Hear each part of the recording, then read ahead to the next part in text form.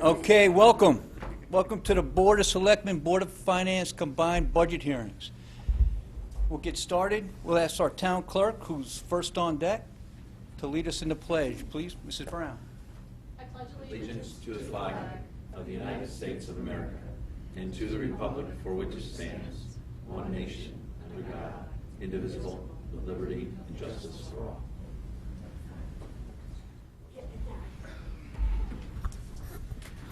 Okay, welcome everybody. We have tonight, March 9th, about halfway through this hearing process, administrative in general.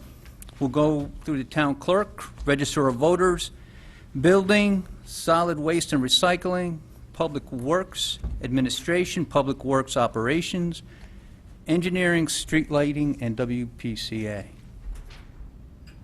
And we have Mrs. Brown here, ready to talk about the town clerk budget. So we'll just start on page 82, 83 in our budget books. And we'll open up to you, Mrs. Brown. Any comments that you'd like to share with us to begin? Overall, I had a decrease in my budget. Not looking at salaries. I tried to cut where possible, reducing my advertising and also my postage accounts. Of course, my consumables like office supplies did go up. And we negotiated with a new vendor for my land record system. And we've dropped that line item. It's down to $80,000. So we're doing pretty well with that, and it's been very well received, the new system. Okay. Very good, thank you. Open it up to any questions? Any questions from the board? If not, let's go to revenue. So we'll go to page 51.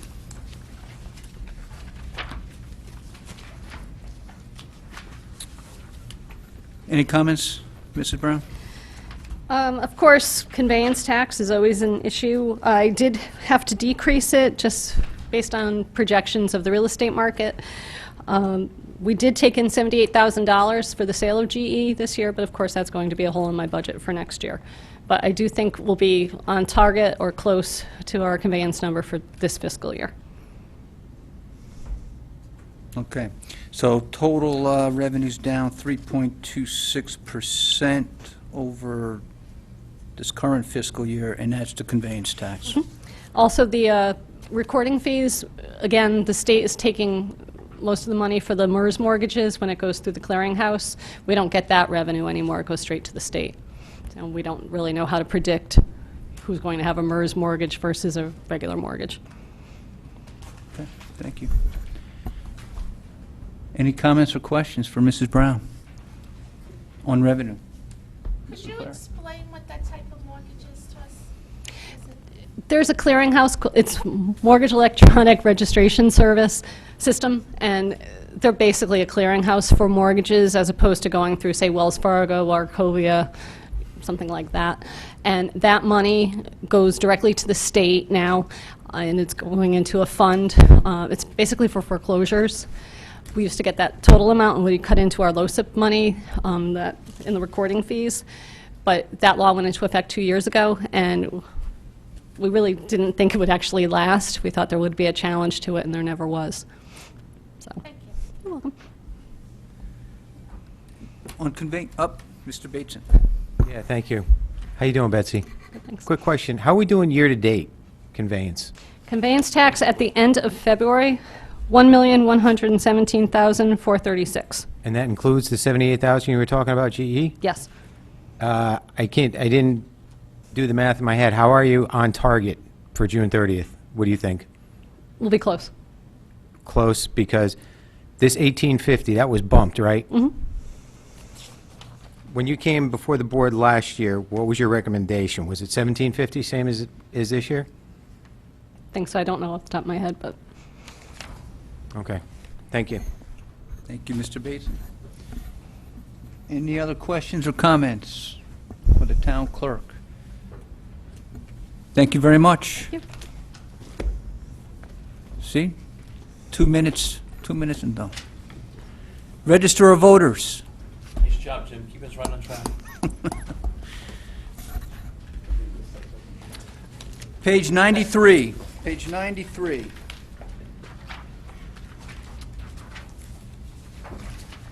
Page 92. Welcome, Mr. Wagner, Mr. Ellsworthy. Any comments you'd like to make to the boards?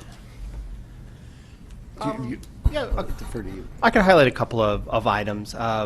This is the local election year. We have a few things that are different from a federal election year, especially a presidential. One thing that's notable, we have a reduction in our poll workers as a result of that, a reduction in ballots. We also have, on the expectation that we'll both be able to complete our registrar certification classes, a large reduction in training. You'll see a mild bump in the overall budget number as a result of this 4-year term's salary increase that was just put into effect. All right, thank you, Mr. Wagner. Any questions? Mr. Becker? You said that there's going to be a decrease in the cost this year on the poll workers. Where's that found then? I'm seeing the part-time is up, right? Part-timers, the registrars, seasonal is poll workers. So regular is the staff, the part-time. Okay, and so it's down only 1,000 though? So it's not drastic, it's just... Not drastic, It's no. just a little bit less. Okay, got it. Mrs. Merriam? Hi, can you, communications is down almost 87%. Can you just explain the decrease in communications? This one, or you want me to? Just a cell phone, right? This is just the registrar whose place I took had a cell phone, and I'm using my own cell phone, so that's out of the picture now. So, Okay. okay? That's it? That's That's, the bulk of the... that's essentially it, yes. Okay, Matt, what are you using? Are you using your own cell phone, or are you using... Okay, Personal phones. thank you. All right, thank you, Mr. Bateson. Yeah, quick thing, maybe this is directed towards Bob. The Social Security line, I would expect that to be somewhat the same. I mean, I know we had a bump in the part-time. I mean, I know these gentlemen got a raise, I just, The increase in Social Security is not solely as a result of the 2 registrars getting a raise. It's more so that the 2 registrars have been reclassified as elected officials rather than part-time. And in doing so, we give them the full Social Security, both FICA and Medicare. As classified as part-time, they would have only received Medicare. they've been reclassified to what? Elected officials?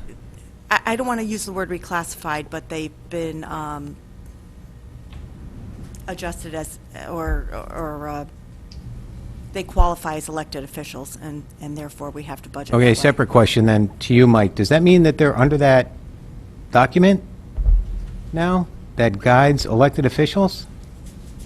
That you're When on? you say that document, It's department heads and elected officials. Does that mean they're qualified for that, or is that your discretion? no, they're not qualified for that. That's not, Okay, so that means they, based upon what you just said, they can't claim medical and stuff like that? correct. I think probably the most appropriate person to ask those questions of would be the Human Resources Director. Okay, but to your knowledge, all they got was a raise, they're not, that was it? Nothing else has been discussed with me. Okay, thank you. Thank you, Mr. Bateson. Anybody else have any questions for the Register of Voters? I know Mr. Walsh has a question. He's running up the stairs as we speak. So, So, I guess, I'm just curious in terms of, we have new districts, voting districts, polling places, et cetera. Your postage is down. Do you think that the way that you notified voters at the last election, was that effective? do you have any feedback for us? Do we need more communications in terms of the polling places? I would say the largest reason for the reduction in postage is that we had a very large voter notification program. It's a discretionary option that we have. We put in the current fiscal year's budget that is not in next fiscal year, where we notify voters who haven't voted in a certain number of years to say, well, we'd like to see if you still reside at this address. So that's a program that we're in the middle of putting in the mail right now. And that's the reason for the reduction. I will say that we've planned to improve our sort of notification services, but I think as time goes on from the time of the redistricting, and especially with the presidential election, where most people were exposed to their new polling place, that the amount of confusion relating to that will diminish until 2022, and then it'll start all over again.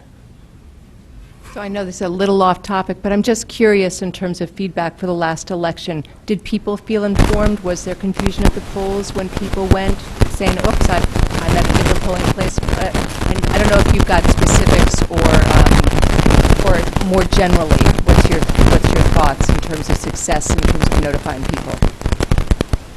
I would say that we did a large mailing in prior to the 2015 election, where we mailed to every household. We did not have one budgeted last year for it wasn't in the budget. And one of the things that we would encourage candidates and political parties to do was to incorporate that into their mail. We didn't have a large amount of wrong polling place.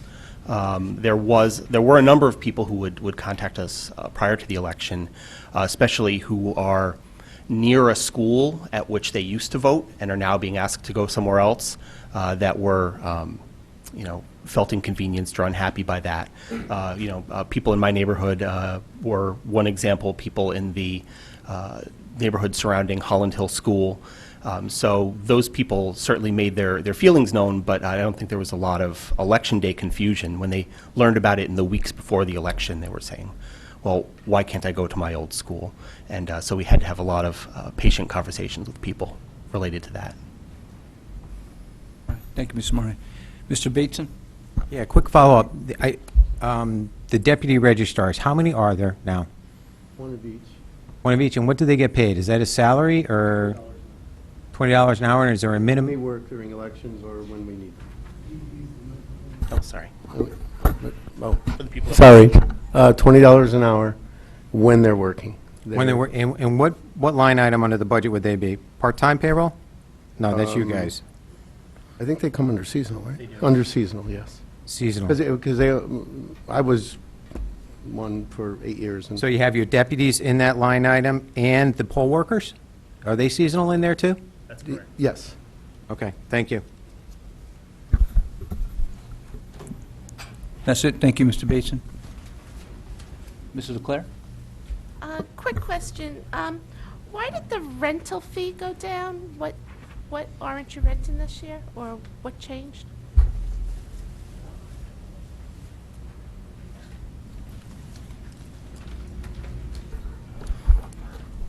I would say one of the reasons why this has historically been in here is that we will pay for not rental so much as when we do after-hours training at the senior center.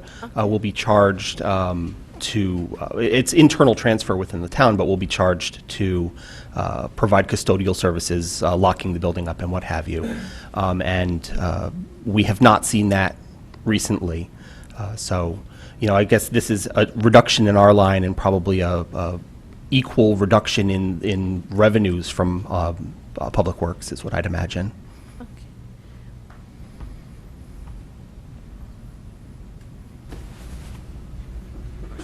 Okay. And then fees and professional services, why did you say it's increasing this year? I think you mentioned it, but it's... Do you want this one or you want That's the memory card.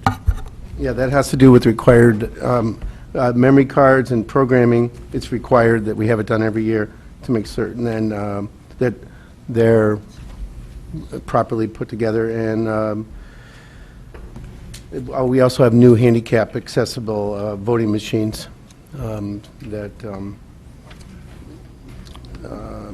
were just implemented this past election. Part of the rationale for the increase is in a local election, there are a great deal more candidates and many more different ballot styles than in a federal election year. So the programming costs are commensurately higher. Thank you, Mr. Leclerc. Yes, thanks for coming tonight. I appreciate you guys spending the time with us. In regards to the optic scan machines we have for the ballot counting, when the guy said, how often do we recycle those, or how often do we have to refresh that equipment? Well, they're 10 years old now, Matt? 10 years old right now, and we have them for 10 more years through a contract that I believe was started by the Secretary of State, and they're expected to last that long. We have to test them every year before the election. Right. We do have 28. We need 22, so we have reserves. We test them all, and if there's any repairs that need to be done. They are, we have a person who comes in from LHS who basically looks at them and makes sure they're in working order.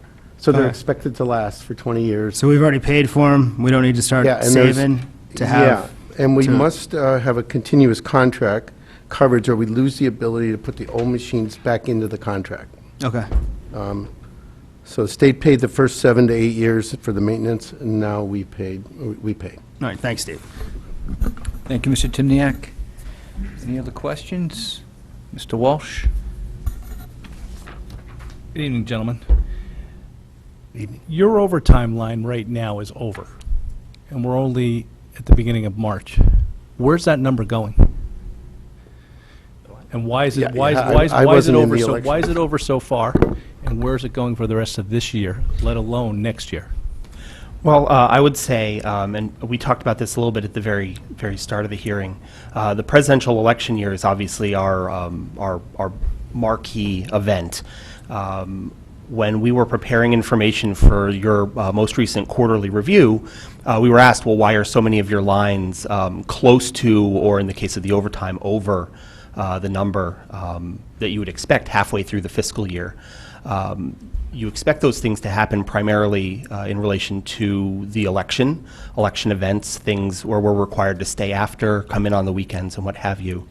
I'll tell you, for overtime in particular, we had speaking about our office, we have 2 registrars, 2 deputies, and a full-time secretary who are all well-versed and trained in all of the things that we do.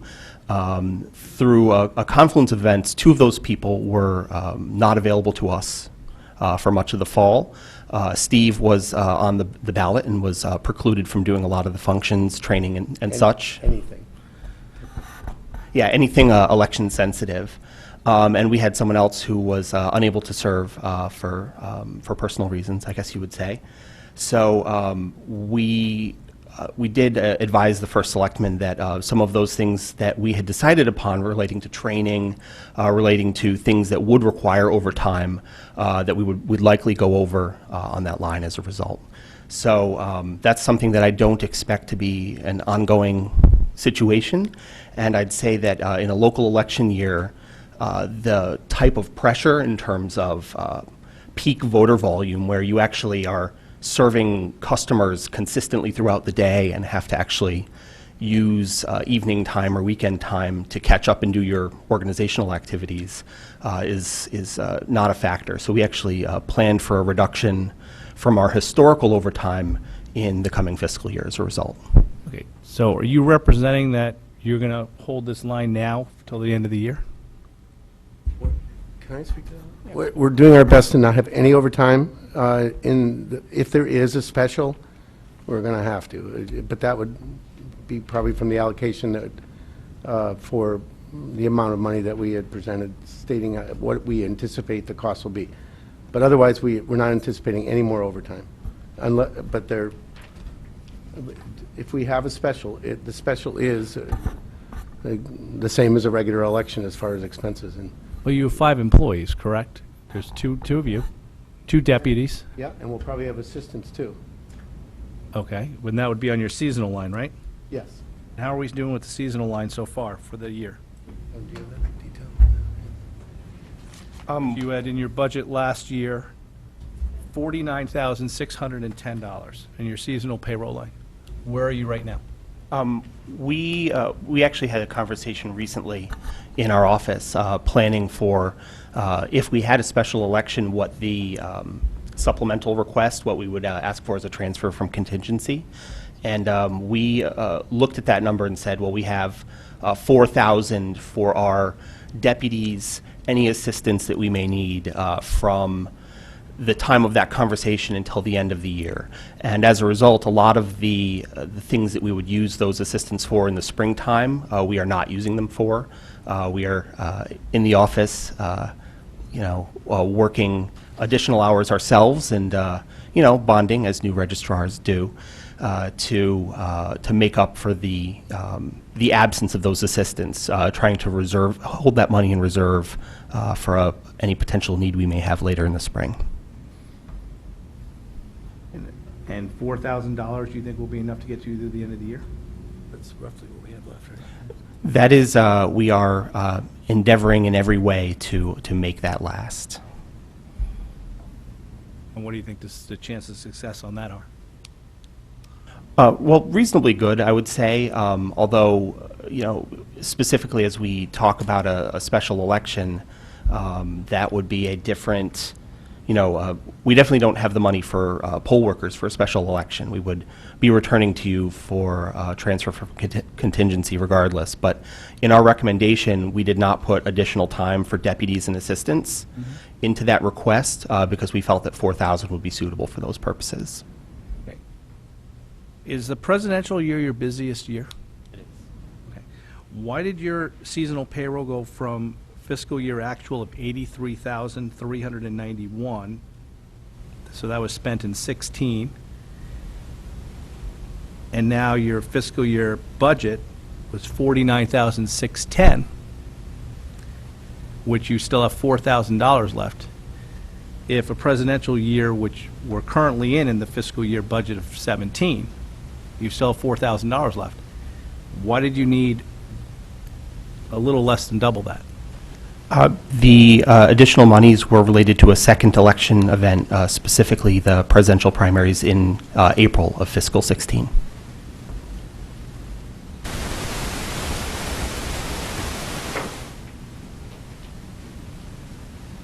And if you put together a budget for if there is a special election, what that is? Our recommended number was 20,500, thereabouts. 23, closer to 22.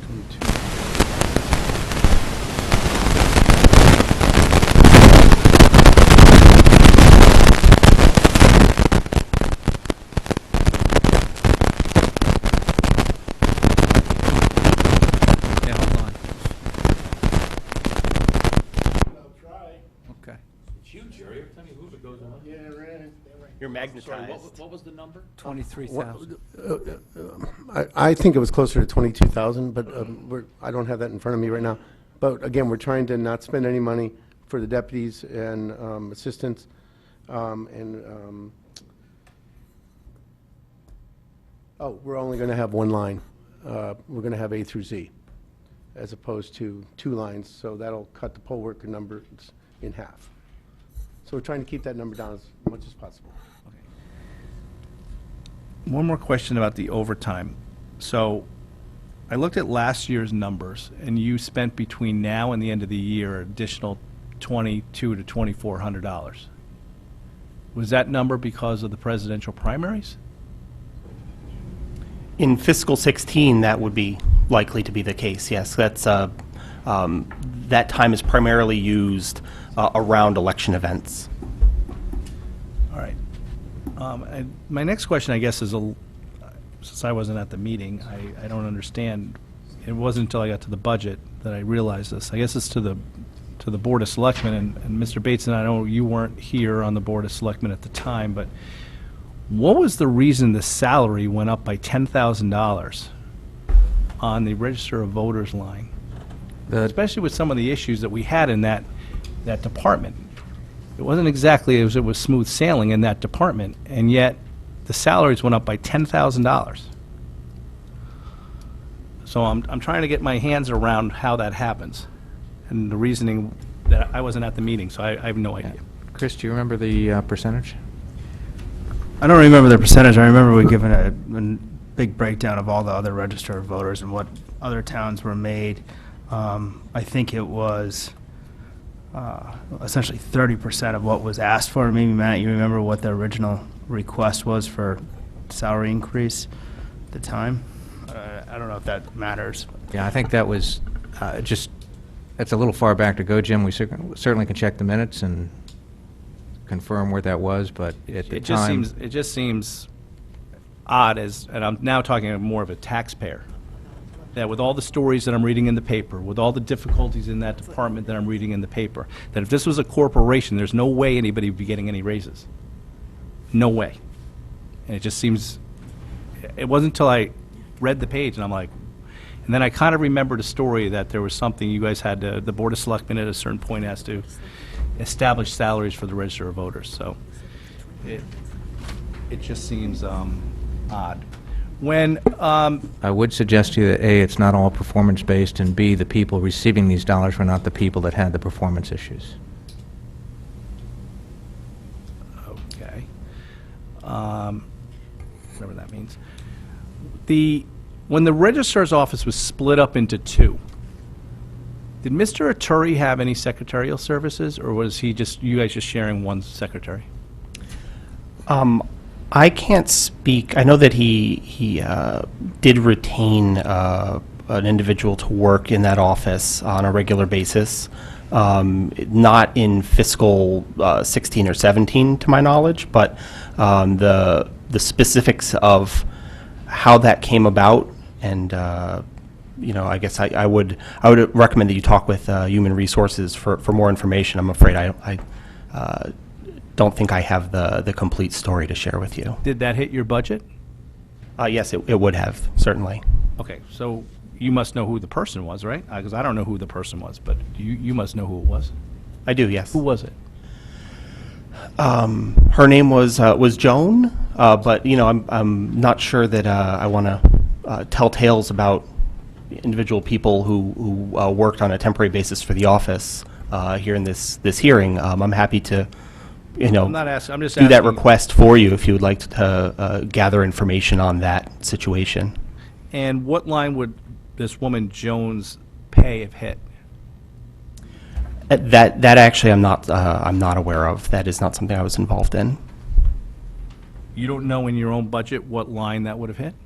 No, because I was not involved in the arrangements of hiring this person, compensating them, and the like. Yeah. Is there anybody from the town who has the answer to that question? Certainly. I would think the finance department would. Mr. Mayor? Sir? You know what line this woman by the name of Jones' salary hit? I think that it's certainly, So we'll- yeah, it's certainly get back to you something, on that. yeah, certainly something that'd be determined, track where that is, but off the top of their head. And did it hit in fiscal year 17? I don't believe it did, no. It was only in fiscal year 16? I would have to review, and again, these are probably not even records I have, but I think you would be likely talking about fiscal year 15. 15. And do you have any idea out of the registrar's office and your workings with state people, is it common to have a secretary in a department, in the register of voters department, when you have two registrars and two deputies? Is that a common occurrence within? I would say that, Fairfield is one of the largest towns in the state, and our deputies are used very sparingly compared to a lot of offices. If you were to do a town-by-town comparison, and, we have great information in this area if you want it, the variety of, positions and salaries and hours related to towns of our size vary pretty dramatically. We were prior to the the salary revision earlier this year, and continue to be the lowest paid office in the of towns above 30,000 voters. Why do we use our deputies sparingly? It's only for the elections, basically. Oh, well, I'm just following up on Matt's thing, saying our town has traditionally used our deputies sparingly.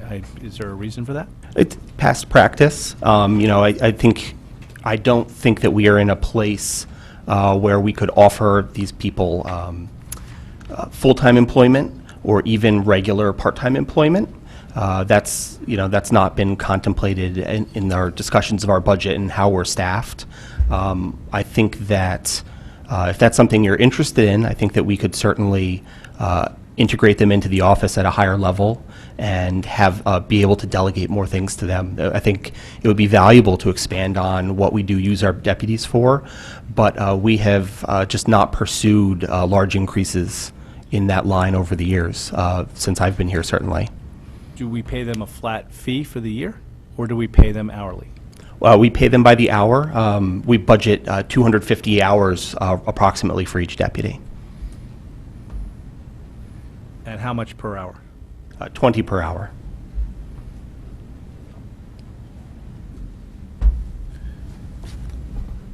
All right. And your travel and meetings line, what do you spend that on?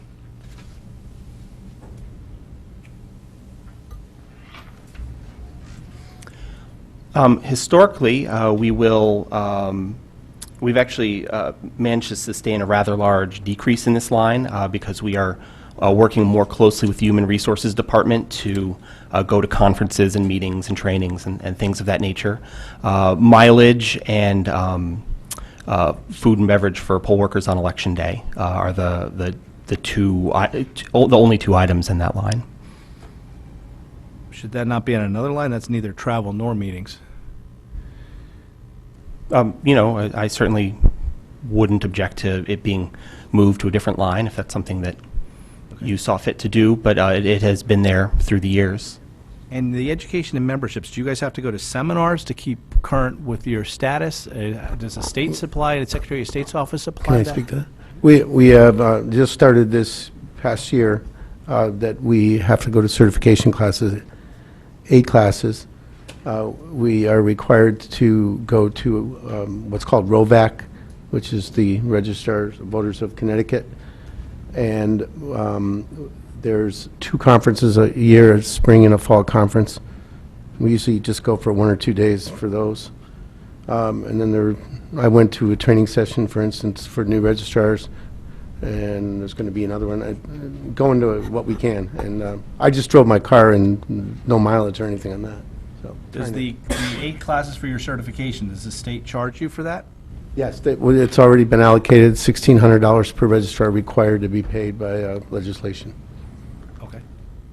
Who pays for that? Us? Yes. So if it's $1,600 for each of you, and it's $1,600 for each registrar, yes. so the line doesn't even cover that?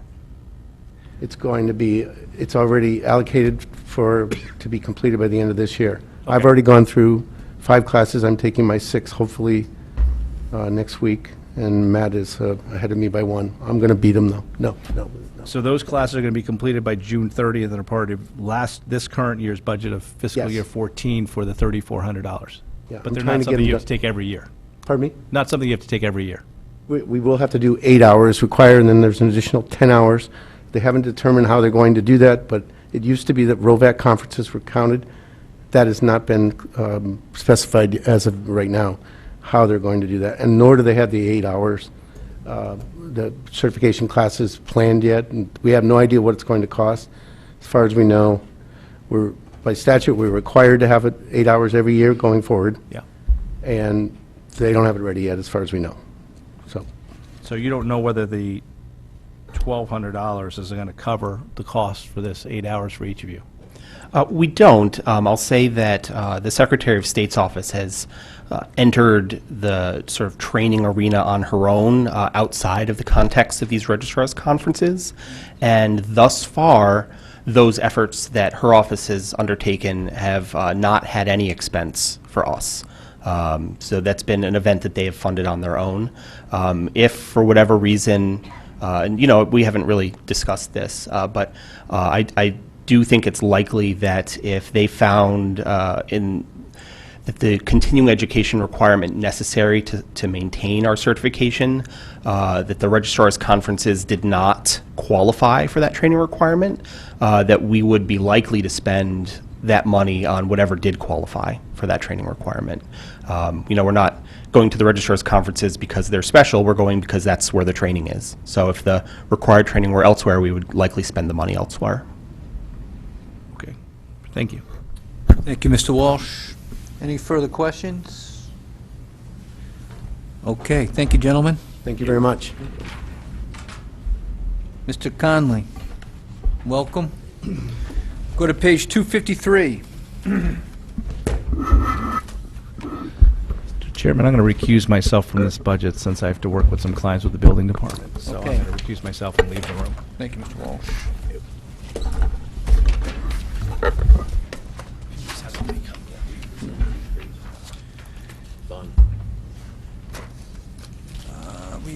Where are we? Building, I'm sorry, it's 253. 252. Mr. Conley, any comments? I think you'll see a slight reduction in the overall budget there of about 3.33%. We had a retiree, so we hired at a lower rate. We also dropped some of our seasonal employment line, and I think there's a couple other items here. Overtime, we dropped a little bit, so we had a slight reduction there. Okay, I'll open it up to the board. Thank you. Sure. Mr. DeWitt? Good evening, Mr. Connolly. Good evening. Quick question. What is seasonal, what do seasonal employees do? I mean, is there a building season? Like spring? The line was originally put there so we could hire, if we had larger projects that came in, we could hire somebody to do some footing inspections possibly, or basically it was used for some of our code review as well. So the larger projects require a little more in-depth code analysis. Like a Sacred Heart project kind of? Correct. Right, yeah. Yes, sir. Yes, sir. Exactly. Okay. And I know a couple years you actually had 0, and I don't know if that was your doing or if it was undone by anyone here. But you're executing 14,000 this year, and you're down. So you're down a little less than a third, a little more than a third, actually, right? 2/3. So you still think you need somebody for? I like to keep the line item open. I never know what I'm going to get into. We have some fairly large projects on the horizon, so I never really know where I'm going to be. I hate to cancel it out to 0 and then have to come back. It's a little difficult to do that at times, and I think it's worthy to leave it in there for now. But, You haven't spent anything on that line this year, so. Correct, Probably yeah. fair to take it down to that number. Yeah, I have no problem with it at all. Especially since your overall budget is below, so. Correct. All right, thank you for that. Thank you. Thank you, Mr. DeWitt. Mr. Bateson? Question, thanks, Tom. I know building inspectors, you had mentioned somebody retired. How many, between 17 and 18, did we lose 2 building inspectors? 2 retirements, or was it just 1? Yeah, we had one retire. We had 2 retires, and then we hired in, and I'm in the process right now of hiring another one. So we will. So be you at- only have 2 right now? I actually have 3, so we should be at 4. I only see 3 in the positions. Do you consider your assistant building official as an inspector? Yes, he is. Correct. Okay, all right. So right now, He is a field worker. Yes. okay, so that's the 4 people you're talking about. Right now, you just have that 1 position open. Correct. And that would be a full-time building inspector? Yes. Okay. Which one is that? The electrical, plumbing, which one? Right now, it's a building inspector. I'm staffed with a assistant and an electrical, and this will be another building inspector. But as you know, Ed, the people that I hire are multidisciplined, so they're able to go out and do Satisfy anything you several. need. Basically, we have specialists for certain items, but they are multi-trained, and I try to look for people that can do that, not just one trade. Okay. So right now, you're looking for that fourth. I actually found him, so Bob has been gracious, and the first selectman also, of allowing me to hire somebody, so I'm very Okay, good. pleased. So you're all set for 17-18? Yes, sir. Okay, thank you. Yes. Thank you, Mr. Bateson. Any further questions? Mr. Becker? Just under the IT software, you've been, and I think we're a couple years in on the Laserfiche project, and just wanted to get an idea. It looks like your costs have stayed the same this year, but you had talked at one point about adding modules and things, I think, on that and over time. Is that projected? Are we where we want to be, or are we looking at wanting to add other features or anything like that? Yeah, good question. Right now, I've been in conference with our new IT director, so we're really kind of figuring out what direction we need to be, where we need to be, and what direction we need to go. So I would say right now I'm really not sure, simply because he is a new start. I know where I want to be. And I think it really needs to be a blend of what I need, what he can provide, and what other departments can blend into it. And speaking of other departments, right now it's just within building. You haven't moved it. You haven't involved other departments at this time. We have some involvement. There's some sharing of IT, but not enough, in my opinion. We need to bring it all together and decide. And we have had several meetings on that subject. It just hasn't come to fruition on what we can do yet. So, Okay. but it's evolving. I am working on it. Okay, perfect. Thank you. Thank you, Mr. Becker. Any further, Mr. DeWitt? No, just No? revenue here. Right. Any further questions on this page? Okay, revenue, page 43. Any comments? We have a question, but do you have any comments first? No comments. Okay, Mrs. Marion? Thanks. How are you? How are you? I'm well. I have a question in terms of revenue with permits, building fees. I mean, Sacred Heart is going through massive expansion, so to Lot of speak. building up there, yes. So I'm surprised I don't see higher kind of anticipated fees with some permits. Can you talk to that for us, please? Or in general, overall? Sure. In general, and I guess we can speak to Sacred Heart because that's the big, everybody's keyed in on it. They're not really sure what they're going to do with the GE property right now, as far as building on it right now. I have had at least 3 meetings with them to figure out how much and how much work they're going to do. They may not be doing as much work as we think right away. I think that they have taken on a big task up there with a lot of property, and I'm not really sure that they were really prepared for it. And I don't mean that in the sense that it's a great piece of property for them, but they had to, they recently acquired the Jewish old age property.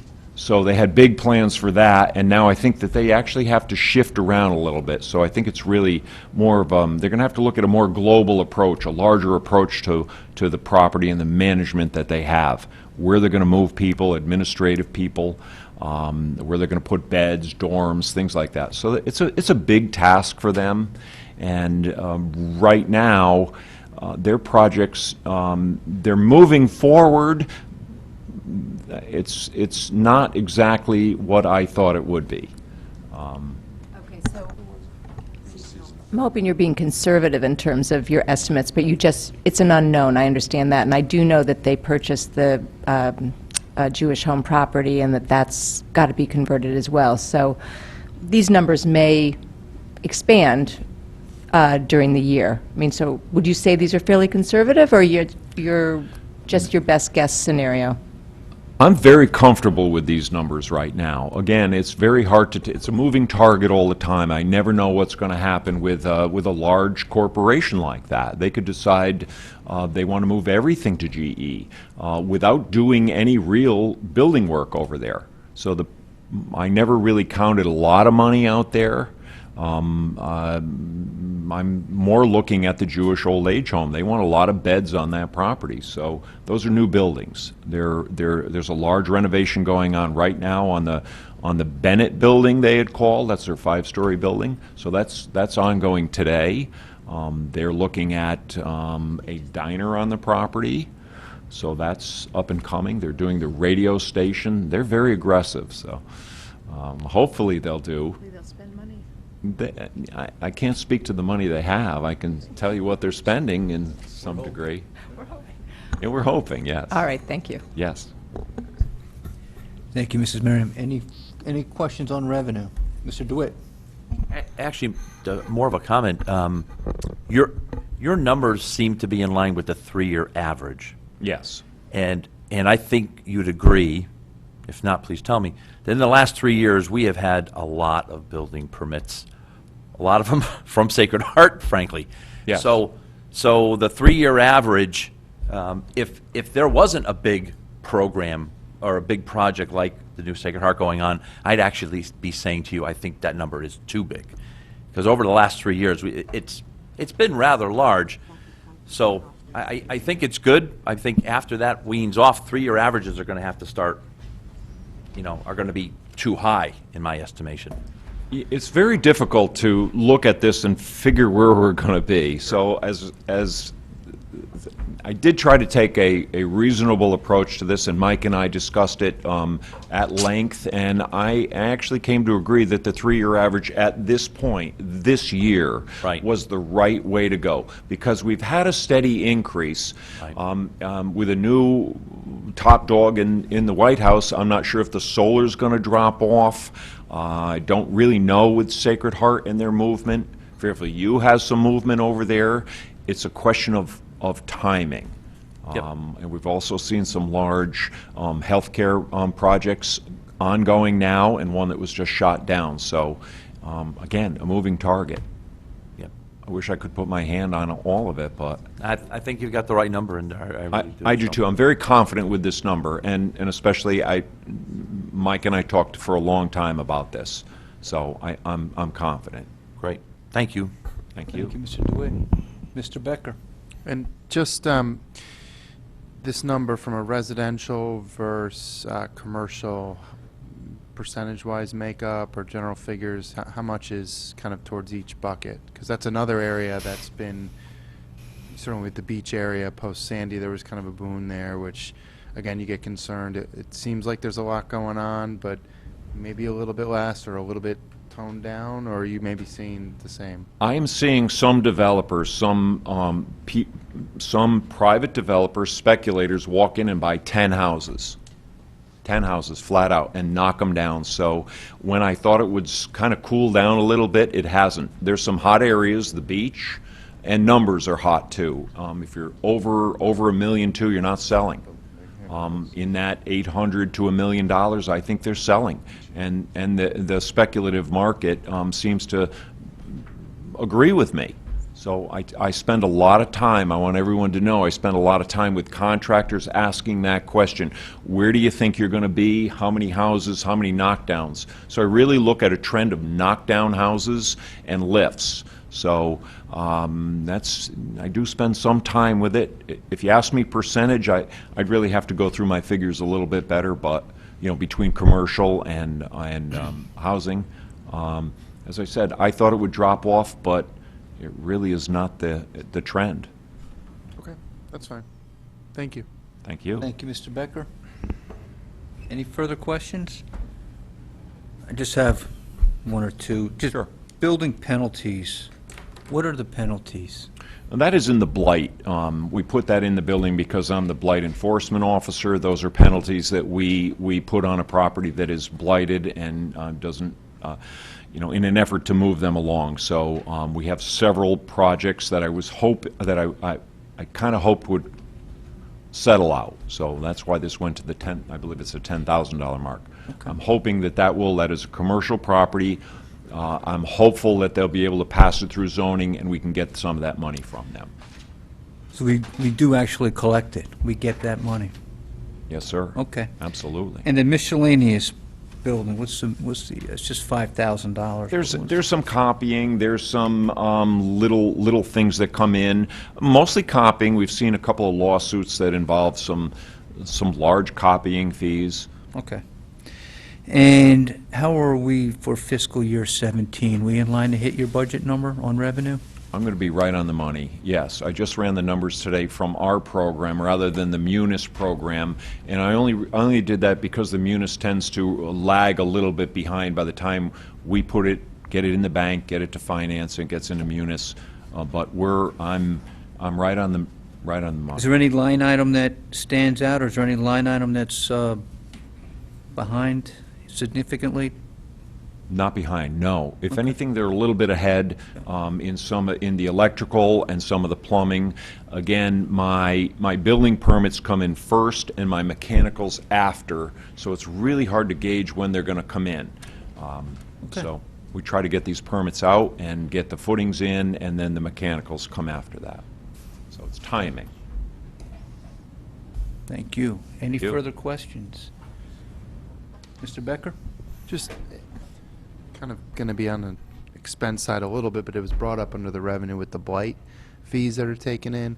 There's still no ordinance in place to take some of that revenue. It's not sitting in an account. It just comes right in to the general fund. Am I right about that? Yeah, all the funds go to the general fund. Okay, so there's no, right, there's nothing, there was never legislation, Pat, there had been talk about legislation for you to be able to do some things. So on the expense side, are you still finding yourself able to, in some instances, within your budget, deal with some of the blighted properties, or are you just sort of in a complete standstill there because there's no legislation in place? Yeah, fortunately, right now, we haven't had a lot of issues where we could have used the money this year anyway. It always comes up. I always bring it to Mike, and we discuss it either with Mike or the town attorney and how to proceed with it. So I think we've been fortunate to date.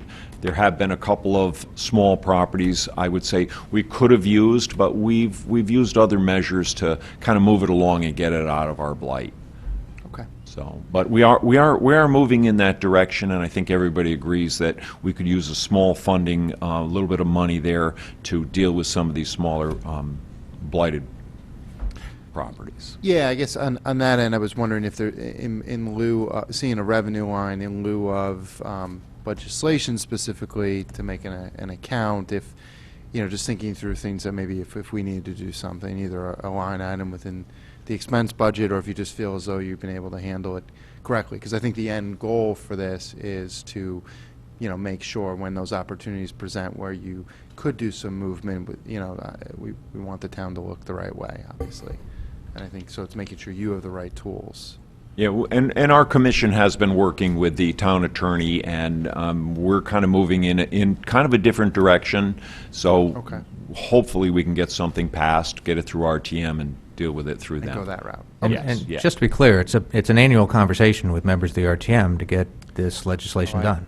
And there have been different issues that kept that from happening. I don't mean to put it all on them, but we do remind them every year. Everybody seems to be in support of this. I don't know anybody who has presented an argument or anything on the other side. We just need to get it done on the RTM.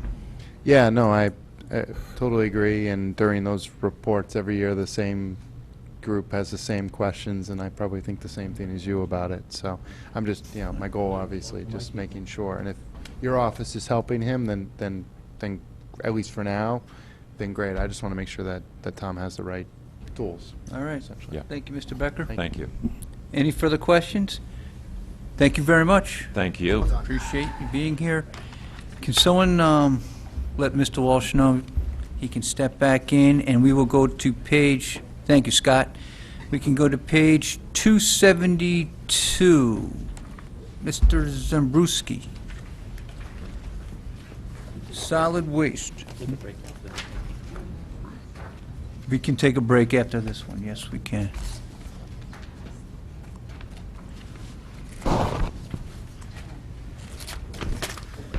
Good evening. Good evening. Thank you. Any comments before the questions? I've come in with a slight decrease in expense and a slight increase in revenue this year.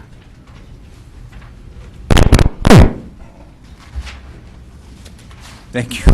Okay. It's a nice comment, though. Okay, any questions? No, Mr. Bateson? Nope, I'm just, Yeah, how you doing, Mike? Good, thanks. Part-time scale operator. Yes. We went from 3 to 4. With scale operator, is that when we pull in? Yeah, the part-time workers there, we needed that, and it actually was taken out by mistake of our budget. How many years ago was it taken out? It wasn't taken out. It Oh, was it was- classified as belonging to Public Works I'm sorry. operations instead of solid waste and recycling. And So when if I we go to found P- the error, we just corrected it. You So if will I go see to the same PW decrease. operations, I see Yes, yes. one less person? One less, and the same amount reduced, yes. Okay, so there's been no increase in staffing. All we did was take one person. Just a transfer to reflect where they really reside. Gotcha. Good, thank you. thank you, Mr. Bateson. Mr. DeWitt? Thank you. So your biggest reduction is you have no money for maintenance, repair of building and grounds anymore. That's where you No. really took a swipe at it, right? Yes, we're still going to perform that work this fiscal year, when we're in now. So that was a one-time 17, that 64,000 was a one-time need? Yes. Okay, what was that for? We needed pistons in the compactors and the concrete flooring at the transfer station. It's rebar is popping through, and eventually we're going to have injuries there Got it. or accidents, so we need to replace that. I'm just trying to figure out how your budget went down, because the payroll stayed the same, your part-time went up. It's only about $2,000 difference, so it's, Yeah, I guess that's right. Right. Contracted services went up. I don't know- that was I a don't- driver because of the contract that we're in. That's a contractual obligation, Correct. right, yeah. Okay, all good, thank you. Thank you, Mr. Bateson. Up. Yeah, quick thing, Mike, you said we replaced the pistons. The rebar popping through the concrete slab, that has not been addressed, that's on the No, list. it's going to be this year, this budget, not the one we're talking about now. Right now, we should be doing this before July. Mike, what you're saying is that's a fiscal 17 expense, and is that included in the $64,000 that you have here, correct? Yeah, Okay, so it's not, I got you, it's Yeah. already been budgeted. yes, it's budget, it was That's what I was budgeted looking last for. year So for it's this not year. on the list, it's No. getting done. Mr. Timniak? Yes. Real quick on the payroll personnel, there's no slight increase, step increases. I understand it's only 2 employees, but there's no step increases for these individuals or anything like that, which would have it go I up? don't think our coordinator is, I don't think she's in for anything yet, maybe next year, according to her contract. Me, we don't have a contract yet, and I have no step increases. Tomorrow, I hit 37 years with the town, so I'm, Again, just to be clear, all the payroll items are done by Linda in finance to make sure we meet all the contractual requirements on who is where and everything, so that's not something a department head would Yeah. do. Thank you, Mr. Timniak. Any questions on expenses, Mr. Becker? Just looking, it's minor, but the Social Security, are we sure that that's right? Because your part-time, your part-time's going up, and even if you show well, yeah, your part-time's going up, so it doesn't, Everything's going up and Social Security's going down. it just seemed odd. Town doesn't pay Social Security for part-time workers. Several years, during the Plato administration, they switched to a Social Security alt product, Gotcha, so it's just based off. which if it didn't cost so much to correct, I'd recommend it. right. Okay, Mr. Becker? Yeah, it's fine on that. Do you I have any guess- other questions on expenses? You know, well, just one more. Just in general, I mean, this has come up with some of the department heads more generally, but, I mean, in here, I mean, obviously, you know, you're down a hair, but, if there's anywhere for further expense savings, where would you try to go with this? I mean, you're offset somewhat by revenue, obviously, but is there, No, I'm lean here on this budget. I cut as much as I could. and nothing within the payroll lines with everybody that's there? No. Okay. All right. Thank you, Mr. Becker. Mr. Walsh? First of all, congratulations to anybody who has a negative increase. I congratulate. So that's good you. job. Plus 37-year anniversary tomorrow. Exactly. Congratulations on that. as Thank well. you. And the oil and lube number, is that because we're using less, or is that the pricing of what that is at? Where it goes up 17%? That was based on the mileage that we had in the price increase, and Is that the price increase we have for the whole town? Right, excuse me, I'm eating some of Yeah. the food that you brought in tonight. You haven't had the time. taffy yet.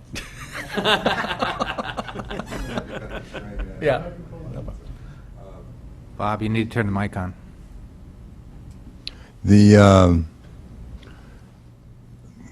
The gas, this was actually brought up the other night, Yeah. right? I'm just, The gas rates and the diesel rates are locked in yes. through June 30, 2017. Mhm. They've been pre-purchased, 18, excuse me, June 30, 2018, for the entire fiscal year. And the price that we locked in is less than the current year price. Okay. So gas will go up, but diesel and other fuel goes down. Okay. By gas, I mean natural gas. And that's all in here? Yes, sir. Okay. Okay. And I just want to ask you about the operation, and I think we might have talked on this before. The scale itself and the booth, and I totally understand that. But the guy who, because I go down there, the guy who worked the little hut, and obviously I know they need to be paid, where you hand the receipt off. correct. Is their job just to get the receipt? They get the receipts, they turn people around, that people go past the scale. So people It's try all- to get by the scale? Oh, yeah, all the Okay. time. Oh, really? All Okay. the time, yeah. Plus, it's the checks and balances, because you want to make sure that the person in that scale who's collecting money is giving the proper receipt. Okay. And that was And it's not a years ago. criticism, I'm just, my question is, every time I hand them the receipt, and now you raise a good point, that I didn't know that people try to fly by the booth. Oh, yeah. But is there a way that we could get some type of operational, like, you give the person a token, they stick it in, the gate goes up, and that, so that, number one, if somebody went by, they wouldn't be able to get through that gate, number one. And number two, we wouldn't have to pay somebody to sit there all day long who's just basically turning people away or collecting the receipt as I guess, an accounting. They also relieve the scale operator during a lunch period. Oh, They okay. switch back and forth, and they Okay. do help residents out with the oil and antifreeze that they're recycling, Okay. and they give directions too down there too, and they help residents out. All right. So, I was just, yeah, it's not like a toll booth where you could just let somebody go in and, okay. They have other functions. yes. Okay, thanks. Thank you, Mr. Walsh. Any other further questions? We'll go to revenue, page 50. Any comments on revenue? No? Any questions on revenue? Hold on a second. Yep. We'll give everyone a minute.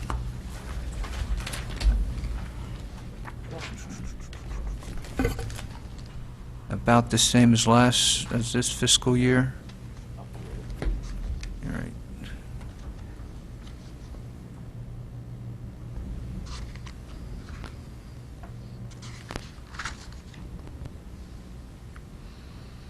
Is the metal fee less because that is what metal's just selling for less? Yes, Okay, yes, per ton, or whatever, however they charge? yes. Okay. Yeah, the metal, it's gone up a little bit, but it's dropped considerably since a few years ago. Okay. Any further questions on revenue? Mr. Becker? So the recycles rebate.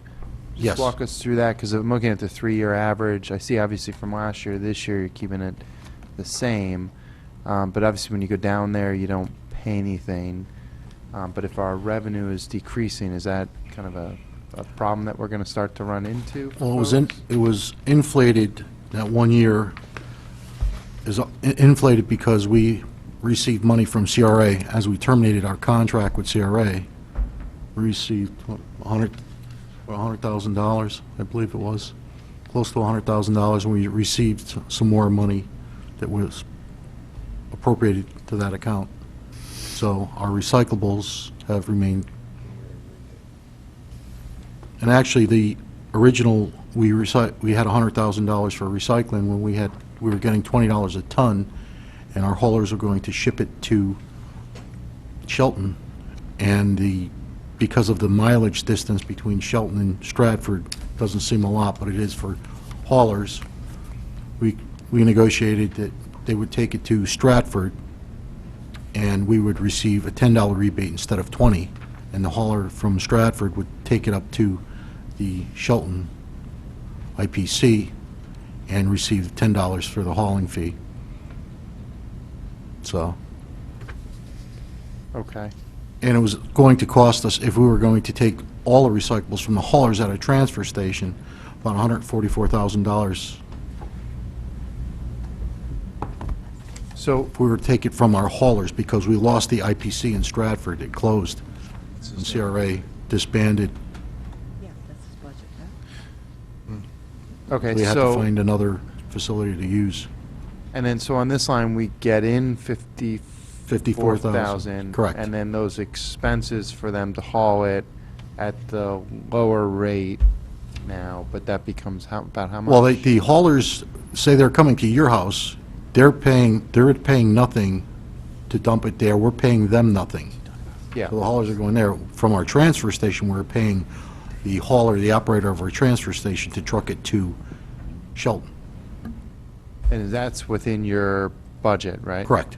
And then how much does that total up to for the year then? The revenue or the expense? The expense side. The expense? Do you know where that would be? Um, I'm just trying to tie out the 54 to what the expense side is of that.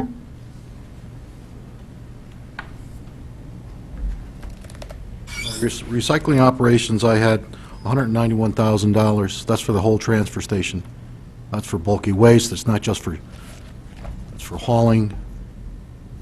So some portion of that is, And there's other revenue going into that also. And the line items on this, for recycling, like your bulky waste fees, which you have. so if you don't have everything tonight, can maybe we do as a follow-up, can you provide some clarification on that side of the expenses and the revenue and sort of how that ties out? Okay. And so you're saying any of them, if you have questions on what I'm looking for, just shoot me an email or give me a call and we can All right. work that out, but add that in a follow-up. Okay. But Just one of the good Kinda things, tie when that we were back. with CRA, they were charging us $20 a ton. Now we bid it out to private guys, they're paying us $20 a ton. Well, that's a positive. All right, thank you, Mr. Becker. Any further, Mr. Walsh? Was Mr. Becker's questions specifically in regards to the hazardous waste day, or just in general? I'm looking more, I'm trying to tie out I'm seeing the recycling line. Now, he mentioned that it ties out to 191, I think, or so, of the overall bulky waste. So he mentioned then that there was additional revenue tied to that. So I think if, at a minimum, it would be nice to tie out that recycling portion. But if there's a 191 amount and there's some revenue that ties to it, it'd actually be great if you could also take that next step and kind of give that complete snapshot. Okay, yeah. So I can tie it better to the book. Yeah, the bulky waste, metal, tires, recycle rebate textiles here, and electronics, that's all part of the recycling. So Yeah. that's all revenue going in there at our transfer station. That's all So right there. it's all right here. Okay, so, I mean, we could do this right now. I mean, if you believe it's all in the book. It seemed like you didn't have everything here. But, all right, so bulky waste, metal, tires, Correct. fuel oil, That or no? is, we don't have that. I don't know why it's there. Or that one's zeroed out now anyways, right? Electronics, you said? Correct. Recycles rebate Yep. is part of that. Anything else? Textiles, Textiles, okay. Okay. that's it. Okay, so I've got electronics, bulky waste, metal, tires, recyclables, rebate, and textiles. Correct. Okay, and then that ties out if you go to your budget line, which is going to be, so go back to 272. You're going to tie that back out to where within your budget, and what was the amount again? Is that the contracted? I budgeted 191,000 for the recycling. That's part of the, wait a minute, 272. Bear with me 1 second.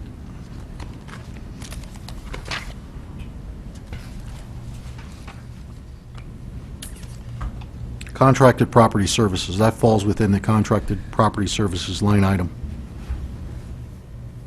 Okay, and the amount is 191, That's what I budgeted, 191 what?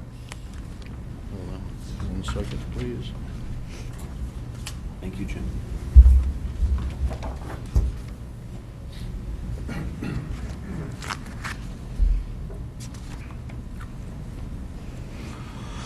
I budgeted $191,566. 566, you said? Correct. And, 1 second here.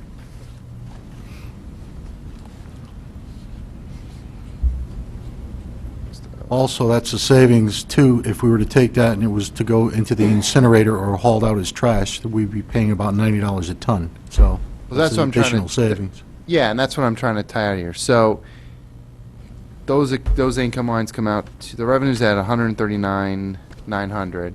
Your expense size is 191, right? And you believe on those that if you had hauled them out as trash, then it cost you more than that Oh, because of yes. the tonnage on it. Correct. Okay. I'm adding up the lines he gave me.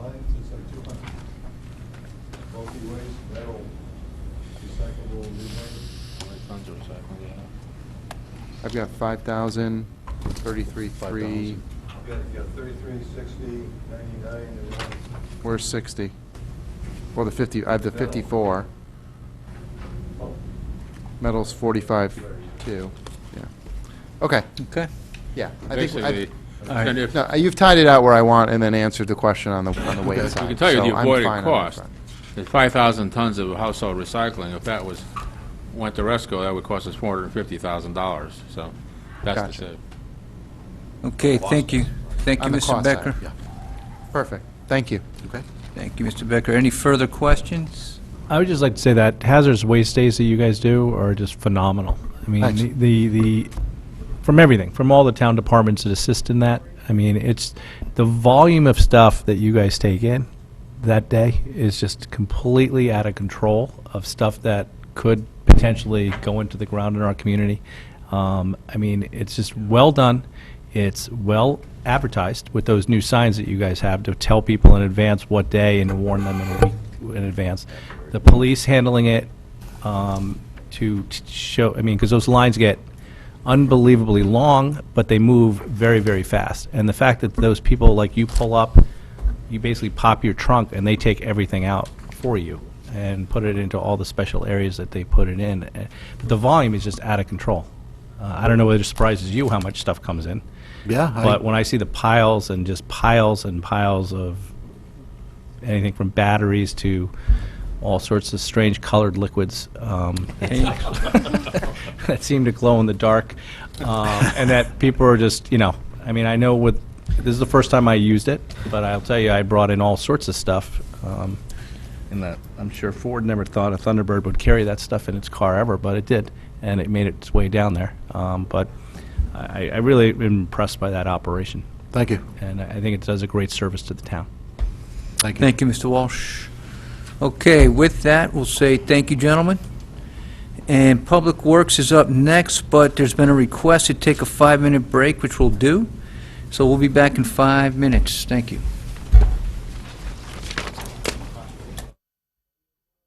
Public Works Administration, but before we begin, Mr. Walsh has a comment he'd like to give on the register. It's not about you guys, so just a quick, Mr. Mayor was good enough during the break in being able to answer, there were some questions that came up regarding the register of voters, salary increases, and he was able to give some information. I just thought it was relevant that we kind of know it because it explains a little bit of the increase, so I just kind of wanted to be able to reiterate it. He had said that the prior salary of the registrars was $33,194, and then he reminded me of something that happened last budget season where we had discovered that in their seasonal line, they had put $2,500 per registrar in their seasonal line. And when we asked them when that came out last year, it was because they said that they were working extra time during the elections. It was almost like kind of an overtime line that was kind of fudged in there, which we didn't really like. So they took that out this year, and the Board of Selectmen rolled that into their salary, since it seems to happen every year during the election. So there was another $2,500 for that. And then there was a 5% increase for 2 years. So 5% this year plus a 5% this year, which equaled $1,806. So they rolled the whole thing in, so it'd be $37,500, which definitely makes more sense than where it was. So Okay. I felt better with those numbers. I just thought everybody else should know them. So anybody else, I mean, you can No, it ask makes more questions, sense. but I think it makes more sense, especially I forgot about the $2,500 taking it out of the seasonal line, which I think was a good business practice to do, to take it out as opposed to them. Just kind of seems more hidden when they had it in that other seasonal line. Well, it's transparent in this Yes. point, and that was one of the initiatives that was put forward. Yes. And we, for 2017, I think we Yep. had chopped that out, and we, No, it makes more sense now, seeing that, we weren't all at the meeting, so it's just, now seeing that and remembering what happened last budget season, how we weren't happy that they had put that $2,500 per registrar, makes more sense. All right, thank you, And the Mr. date of Walsh. that Board of Selectmen meeting where it was voted on was October 5th, 2016. Okay. And then the last thing I wanted to mention was, and it's in our packages that were sent out today, was that Mr. Merritt put in some information in regards to how other communities are dealing with the $9 million plus. There's a bunch of charts in here, which gives specificity to how other communities are dealing with that. Such questions as, how do you plan to account for the governor's proposed change to special education funding? And it gives percentages on 65 communities, 61? There were 65 communities that responded.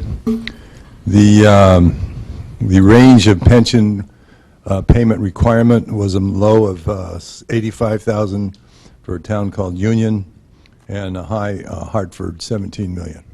We were 8th on the list, actually, of the 65 that responded.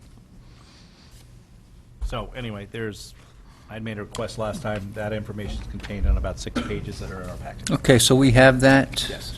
and Yeah, we that's in the appreciate- email that went out. It was emailed today. Yeah. That went out It today. was really late. I know, I didn't have a chance to print it. Okay.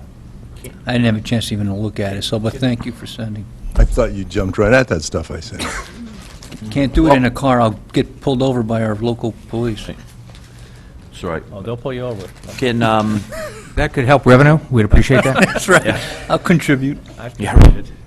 All right, well, thank you, Mr. Walsh. And in pertaining to that data, because I know we got it so late in the day, like I said, I was out of the office, but is there an opportunity maybe tomorrow, or, sorry, our next budget meeting, which is Tuesday, to just go over this and understand what the real results are? Because as a body, or should we just try to absorb this?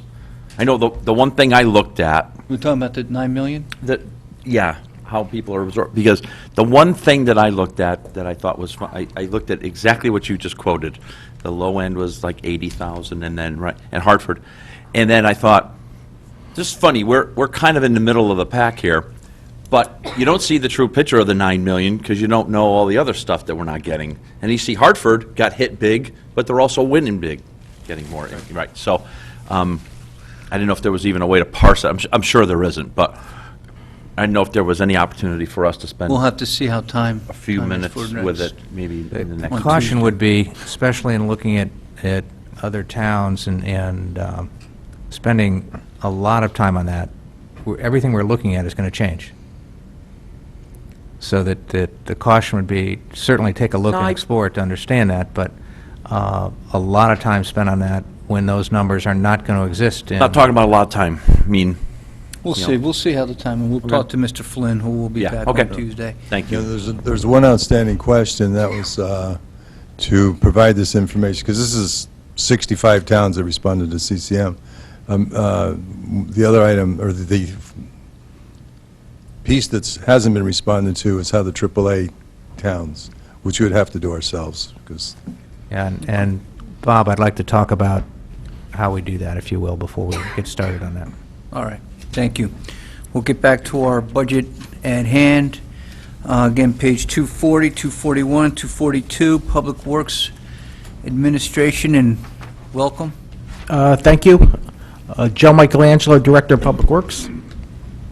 Public Works admin consists of myself, Ed Bowman, the Assistant Director of Public Works, Scott Bartlett, the Superintendent of Public Works, one full-time and one part-time office staff.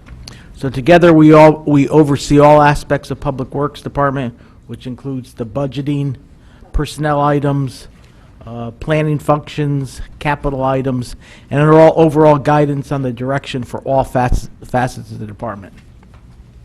So different budgets that we oversee and different divisions. We're presenting tonight the Public Works Operations budget, engineering, wastewater treatment, street lighting. Those are all under purview of Public Works Administration, as is solid waste and recycling, which you heard Mr. Zabruski earlier, and the marina operations, which you heard last week. Given that it is largely a personnel-driven account, 90% approximately is personnel, the overall increase is 2.24%, and that is largely based on the payroll section of this budget. All right, thank you, Mr. Michelangelo.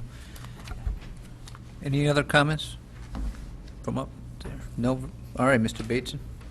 Yeah, thank you. Welcome, guys. Quick, we're on PW Administration, right? Yes. All right, on page 243, Assistant Director, DPW. I got the fiscal 17 and the fiscal 18. Under that contract, which I assume isn't settled, I see an increase, but I see parenthetically we're under the 2013, so I would kind of expect those salaries to be the same. Maybe this is directed at Linda. So, did the contract settle? Should that be 17 salary now? No, those are 13 salaries, but that individual was reclassified, a different grade, So basically, it's the same person, but the position is now, a higher grade. Not a step, it's a grade change. a grade change. Is that like a promotion? Still the Assistant Director of DPW, though. No, it's typically that type of thing happens on occasion. When the person's job has changed enough in terms of what the work is today versus what it was 5 years ago, 10 years ago, and the person can appeal to the Human Resources Director to review that job, what work they're doing, in comparison to what grade they're at. Okay. So it's a change in job scope, increase in job Yes. scope and responsibilities.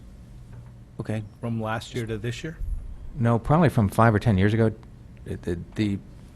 Some of these positions were graded at some point, and then over the years, the job responsibilities change. And if they change enough, the person may apply for a reclass. Some are granted, some aren't. Is that filed by the union, or is that filed by the individual? Combination? So both? Both requested it this year? Well, both, it's one request, Jim. Okay. So who requested this year? The I would union or have the to talk to the individual? Human Resources Director to find out exactly where that came in. I would expect it was driven by the employee. Right. All right. Mr. Basin? Yeah, I think, it sounds, yeah, I think I'm good. It sounds like it might have been a grievance that's what I'm seeing. I guess I guess So I'll can just we- assume it was a can we just- grievance. They brought it, and said, hey, I'm doing more than Yeah, I was it- originally assigned. It wasn't a grievance. It wasn't? Well, it's not in the form of agreements. And the employee goes to Human Resources and says, hey, look, when I first started doing this job, I was doing A, B, and C, and now I'm doing A, B, C, D, and E, and I should get paid more. So the Human Resources Office goes through a process, interviewing, evaluating, and then making a decision. We get more, we get several of these, and I don't know, I think there might have been, I can remember maybe this one and one other one that got granted in the last several years. All right, I don't want to belabor it. I just want to make sure that, HR is working in conjunction with the union. That there's a process. Yeah. Right? Yeah, that's what I'm getting at. I understand that, if Right. I was an employee under a bargaining unit and I felt that this, I Right. just want to make sure that the union was aware of what's Right. going on too, Totally. and that's all. Yes, yes, Yes, there's a So definite it's- process, and the yeah. communication is clean with the union, with the person all the way through.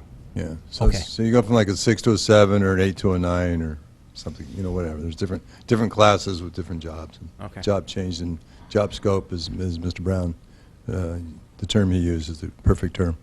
All right, I'm good, thank you. Thank you, Mr. Basin. Mr. Walsh? Well, I'm glad Mr. Bateson asked that, because I noticed that no other PETA contracts seem to go up, so that answers that question. Can we get a list of everyone on the town side that had a job reclassification? I mean, you're looking at me like there's 1,000 of them. No, I mean, you said a couple, been- you're I'm looking not at me saying like, it's are been you a- kidding me? well, no, but I was thinking, Bob's getting ready to put his in, that's what. how many years? No, for this year. This year, Just thank this you. the current Yeah. budget year. You didn't Right. say that. Since 1985. Yeah, exactly. Right. Just put the salary, what it went So I from, was thinking from what it was, and 1639, what I the don't grade know. was to what it went to. Okay. I had thought we had dealt with sometimes when people do something outside of their job description, they get, is it a stipend or something else? What's it called? Is A it- stipend. Someone that- is doing, like, for example, when we were absent the IT director, and I was fulfilling the significant portion of his functions, but so was Dan Sigmund-Pagley. So we paid him, I think, $450 a month for like What, 6 we didn't months. pay you 5 stipends? Pardon? We didn't to pay you 5 stipends to be the, I when did you had the earn 5 5 titles? stipends, yes, but I did not get paid. Oh. He Yeah, went for the so reclassification, Mike told him no. It hadn't been 5 years yet, but he's Right. just hit it. But He's anyway, just but hit yeah. it. But so stipend is like a temporary thing, whereas a reclass is a permanent. Okay, is a stipend a temporary thing? Yes. Okay, Yes. can I get a list of A s- every stipend in town? Just How to be many there clear, are? a stipend typically has a start date and an end date, and if not a specific date, an end event. Okay, Like, you're doing this job until we get a replacement in type of thing. okay. Can I get a list of, for this year that's in this budget, every stipend that's there? And if in parentheses, if you could tell me how many years someone's been getting that, whether it's been multiple years? So if it's been like 2 years, I'd like to see it parentheses 2. But if it's just this year, just put that.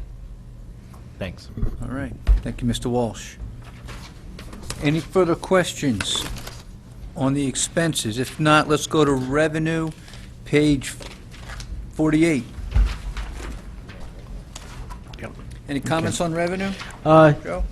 Yes, you'll see a couple items here, and these will come up in the WPCA account too. In reviewing these revenue accounts with Mrs. Gardner, there were 3 of these accounts which were solely pertaining to the WPCA and their functions. So in the interest of proper accounting, we felt it was appropriate to move these 3 line items to the WPCA revenue section. Okay. Thank you. Any questions on revenue?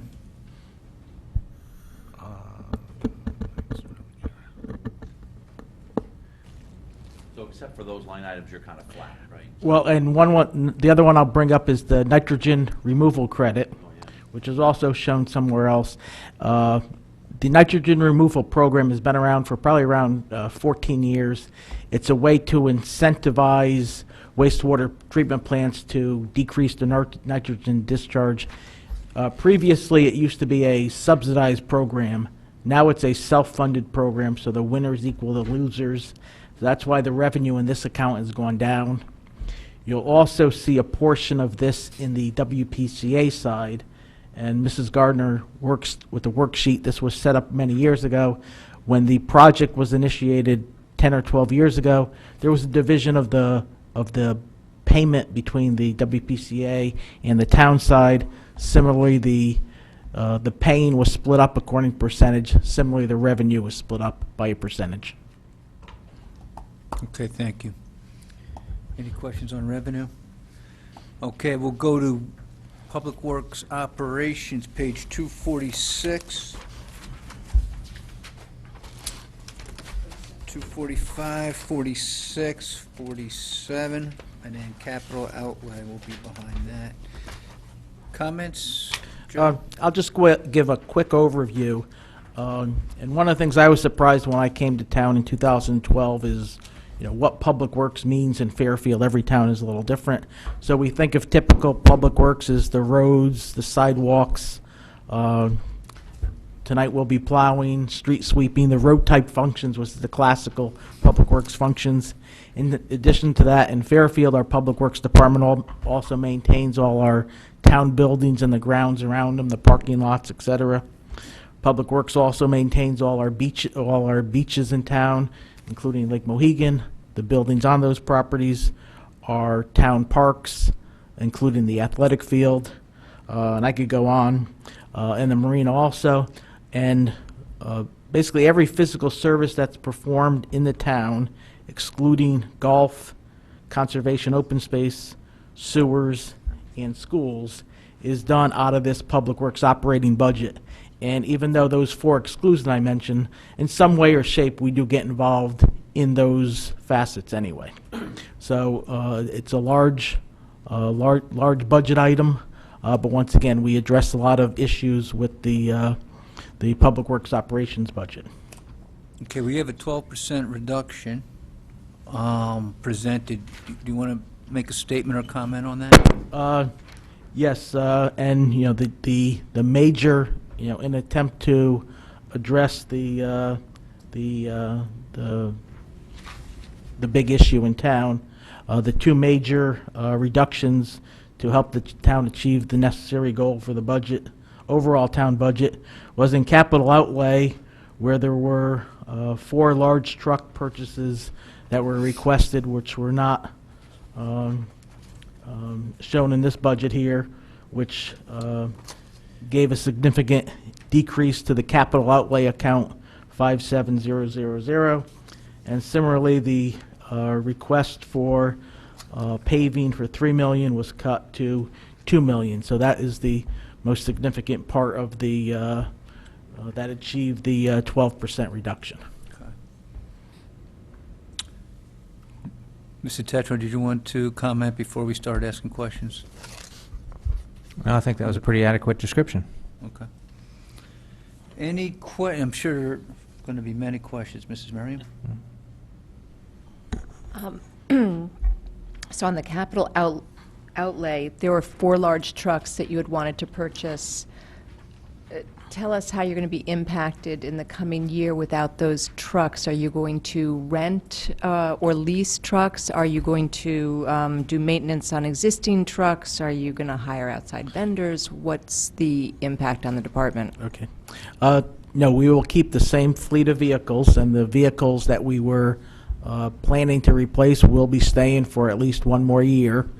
So yes, there is, as a truck gets older and older, obviously you spend more in year, 12 and 13 and 15 in a truck's life than you do in year 1 through 5 or whatever.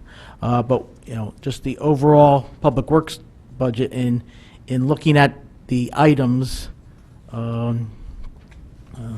in order for us to do our, what could we not do? So, as far as the service level, in reviewing all the other accounts, we have to maintain our parks, we have to maintain our roads, we have to keep the lights on, we have to plow the road. So there is literally no discretion in any of the other accounts before you start affecting services. So, and this happens many years when you look for items. Unfortunately, the trucks have been the victim in the past and possibly the victim this year. But yeah, it means we have to maintain the existing fleet for another year and, slide it down the road at least 1 year. As a follow-up, in terms of your maintenance budget for your trucks, is that line 54330, maintenance, repair, automotive? Because it's, the budget line is flat, so you're not, unless I'm under the wrong budget line, you're not increasing that budget to reflect the fact that you're going to have to probably do maintenance on your existing trucks? Correct, and it's hard to quantify. Once again, that line item there maintains, 50 vehicles, which we call capital vehicles, over 100,000. It probably maintains another 100 vehicles, more than that, probably about 120, passenger-type vehicles, large pickup trucks, in addition to all the, the equipment, the trailers, the rollers, the compactors. So there will be a incremental, there will be a natural incremental increase, but we didn't show, the cost of maintaining those 4 trucks. No, we did not adjust the item because of that. Yeah, Mrs. Merriam, then I have to go to Mr. DeWitt, unless you have a follow-up. It's just a follow-up on kind of the same trend, which is that your paving budget went down by $1 million. Are any of these trucks involved in paving? And so therefore, you're not going to be paving as much, therefore you don't need to use the trucks as much? Or I'm just wondering if that's kind of a natural flow for you. No, I wouldn't make that No. direct connection, no. We will still be performing our functions on a daily basis and using the full complement of trucks that we have, just 4 of them will be the old ones instead of the newer ones. Thank you. Mr. Michelangelo, just a quick follow-up. You had a plan you put together, you presented to this board. If this stays the same, you'll have to alter that slightly, and at that point, we'll like to take another look at it. Correct. Okay. I would suggest on that same point, I'd say that we are completely off track on that plan. Mr. Michelangelo, would you say not? I mean, we already, you haven't even bought the trucks for this current budget year, correct? They're being held in abeyance, right? 2 of them, I believe, are on hold. 2, and maybe they'll get funded, I guess, depending on how surpluses and stuff go. Maybe they won't. But if they don't, and you have another 4, we're completely off track on this. Okay. And that plan should be torn up and a brand-new one be started. Like this is starting to get crazy. Yeah. Yes, we will have to revise it and Throw it away. I'm just suggesting that you rip it up, tear it in the garbage, because we never really used it. We just didn't follow it. I mean, it was not worth the paper it was printed on. Okay. Well, and one of the things we were fortunate, probably, within probably about 2 years ago, 2.5 years ago, we had 7 trucks in one fell swoop. And I believe the previous year we had 4. So not that makes up for a lot of sins in cutting it, but we were fortunate to get those appropriations. And yeah, when we do a future plan, it may turn out that, yeah, we may need a bump in capital purchase, similar what we did 2.5 years ago. I think Like do a bond of some sort? Do a bond for 6 or 7 or 8 trucks so that we can catch up? That's just that's just an option that you're throwing out there. When we were bonding, and then we wanted to put them in the operating budget. You came up with your plan to do so. Mr. Tetro? Yeah, the caution in this is, as we've talked repeatedly, the State Assembly hasn't finished doing what they're doing. So we have basically, within a fairly short period of time from the governor's announcement, put together a plan that deals with a $14 million cut to the town.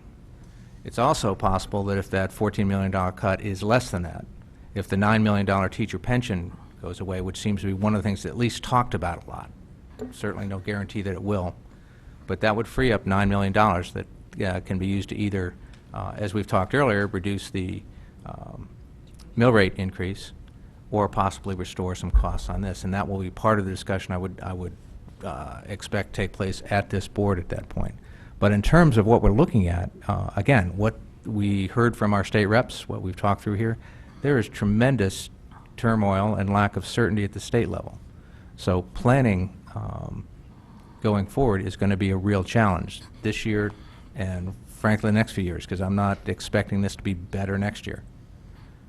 So we could very well fall behind in what our expected plans are, and we may have to look at alternatives to how we make that up, and if we choose to make that up.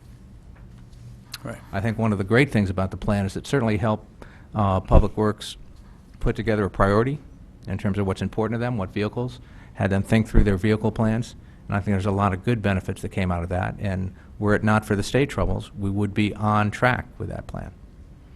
We also had to deal with the mid-year cuts to revenue that we absorbed in fiscal 17. None of these things happen without a reaction. None of the things happen without a service level adjustment. And that's part of what we have to deal with as we're trying to balance things out and run the town in spite of what is being handed down from the state. Okay, thank you, Mr. Tetro. Still on this point? And this follows up on Ms. Marmion's question, which is, I don't know how you can have the same maintenance number. You're basically going to be having 6 trucks down. And I've heard you guys come in here before and talk about your old trucks and talk to me about transmissions that cost $7,500. And we're supposed to imagine that we're not going to have that? That we're not going to have increased maintenance? I don't know how you can not have increased maintenance. It just seems implausible to me. I've had older cars. The maintenance doesn't just dry up and not change from year to year. It increases from year to year. And I don't know how we can have a really be considered that to be a legitimate budget line for you to tell me that that maintenance line, with having 6 less trucks potentially in this budget, is not going to increase a penny. Mr. Bartlett? I think it's a valid point, but as much as I think it's a valid point, we use our trucks at different deltas, so these trucks will be mandated, the old trucks will stay in the snow fleet, so they're not going to require the same maintenance that a frontline truck is going to require. I also feel our garage manager has a tremendous track record of coming in on budget, so I'm confident. I mean, would I like trucks? Yes, I'd like trucks, but to support the town in its time of need in terms of the state impact, I feel these trucks will be relegated, the older used ones, in a capacity that won't cost as much maintenance, because we'll use them as a winter mode, put them away. We won't be putting the same dollars in them as if we were using them 12 months a year. Are you going to sideline trucks? Are you going to put something that needs a $7,500 or $10,000 repair? Are you going to mothball it and put it to the side for this whole budget year, if that happens? If I had to, I would. I wouldn't put a $10,000 repair in a truck I felt it was worth like $20,000. So the short answer is, if I had to down a truck based on the cost of the repair being worth more than the vehicle, yeah, I would. But at this point, tomorrow morning, for example, I have a full complement of trucks plus 2 in backup roles. So I feel pretty confident that I'm looking at, and it goes back to Joe's point about the up spike of those 7 or 8 trucks that we got, helped our fleet overall become a little newer and modern. So I feel pretty good. Yeah, if there's a big repair on an old truck, I probably will sit it instead of putting the money into it. Okay, and if we have a particularly bad year and you have 3 of these trucks that the same thing happens to, because we're running with an old fleet, Yep. you'll mothball 3 of them. And what will you do then? Rent? I can look at renting, I can look at subcontracting out, you know, I can look at different options, yes. Okay, just, Mrs. Leclerc had a follow-up. I had a question on the capital and the items that were cut. Are these items in the book listed in order of priority, or, yes? Yes, correct. Okay, so there's two almost identical, larger dump trucks that we're not funding this year. Is that okay? Or, like, are we giving you the equipment you need the most? I know we have limited dollars, and one truck is probably more than what your capital budget is, but are we giving you the equipment that's most needed? I'm going to embarrass myself a little, but I said it's a prioritized list, but when I look at this list, what I really need more than the trucks right now is the street sweeper. So if there was a magic wand, if Mike came to me tomorrow and said, Scott, based on a better picture from the state, you could get one vehicle off that capital list, it would be the street sweeper.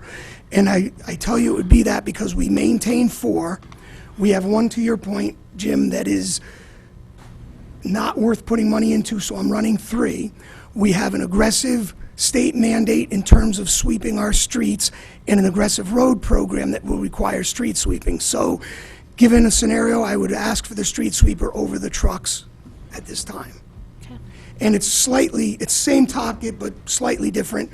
We also looked at a loader, which you don't see in capital, but it goes back to your point, Jim, about adjustments we made. We run a 4-loader fleet, which primarily function in the winter for snow removal. And we talked to finance. It was a well-vetted process. We talked about whether we should put a $200,000 expense in our capital line or if we should look at renting for next winter. So you'll see on the rental account it went up $18,000. And we think that's a prudent business decision because we're not utilizing those 4 loaders year-round as much as we do in the winter time. Okay. All right, thank you. Okay, just sticking with capital outlay and/or maintenance. How is not having these trucks impacting your paving abilities? Most of the paving in that paving item are subcontractors that come in. For example, the state VIP vendor in place paving is awarded to Tilcon this year. So Tilcon will come in and do that work with their equipment. It won't be our men doing it. Now, yes, our men will be doing driveway adjustments, curbs, things of that nature. But we have enough frontline trucks to do that work. Especially if you're doing a third less paving, right? Well, yeah. You're not going to have as much need for the trucks. Well, yeah, I'm not sure there's an exact comparison, but yes, fair enough. Well, Mr. DeWitt, Do you have a follow-up on that?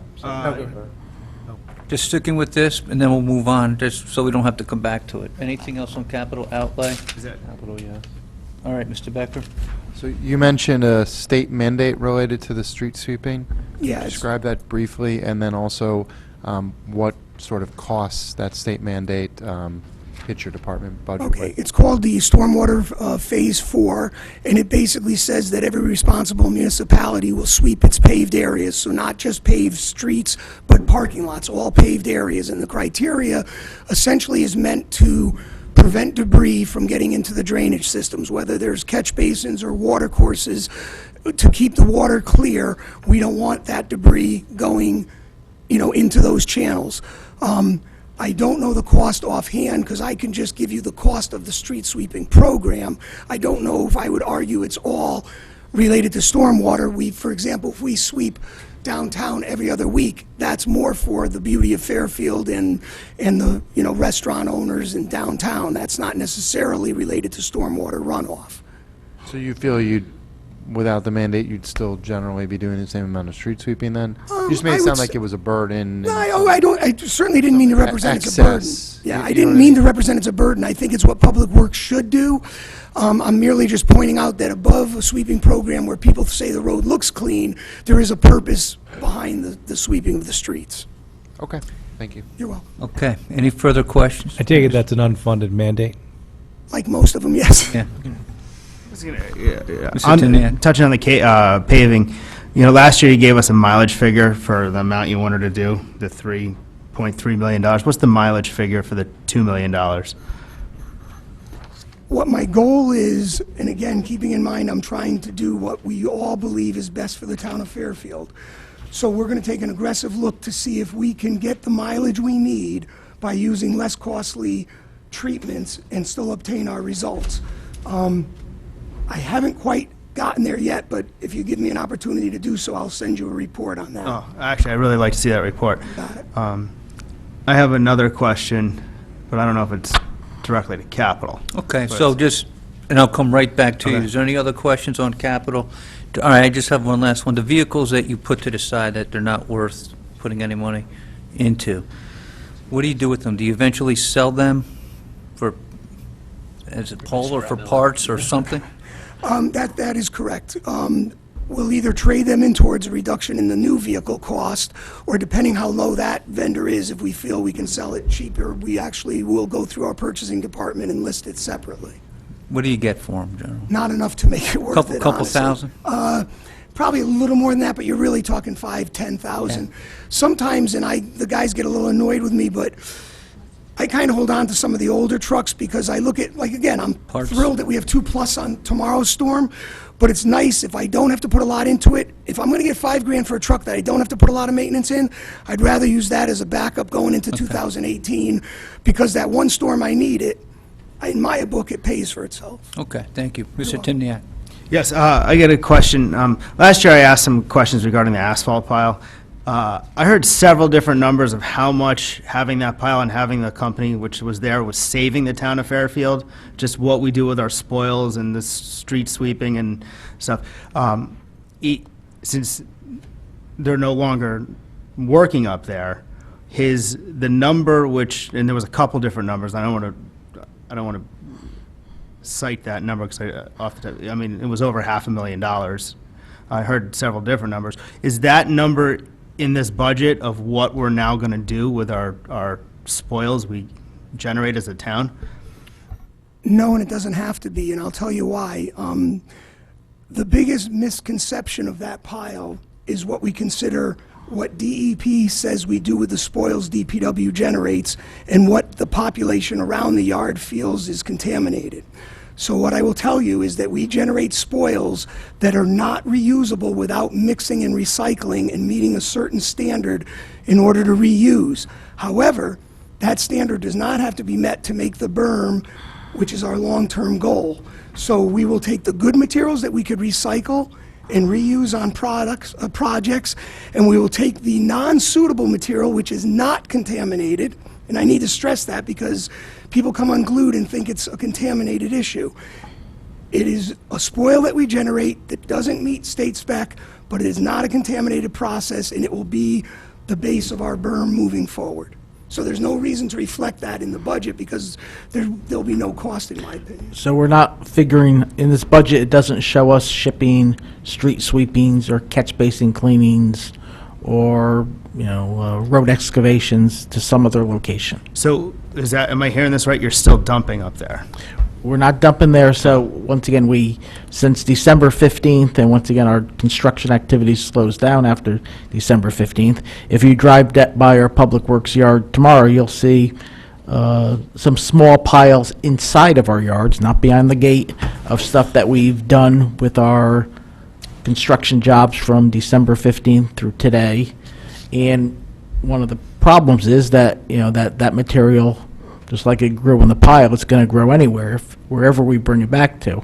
So that's up to us to manage it and not let it grow in our anywhere. So we're creating a new pile? Well, we're always generating material. So when the street sweeper goes out, it's going to bring material back. Right. When, if we're replacing a catch basin on a street and we're taking out the old catch basin, the old catch basin top, the material around it, and putting in better material, which we want to do, we're bringing something back to our yard, and that's up to us to manage that material. And we think it's better to reuse that material beneficially as opposed to paying to ship it to some other location. So we're the ones who are reusing the material? Once again, we haven't done a whole lot since Right. December 13th, but yes, that's what we plan to do. We plan on it, okay. So I want to make sure I hear this clear. We're creating new piles with our spoils, and we're taking we're planning on reusing the good material ourselves. Correct. And would that be for our own use, or would that be resale? For our own use for now. We don't think we'll generate enough to resell.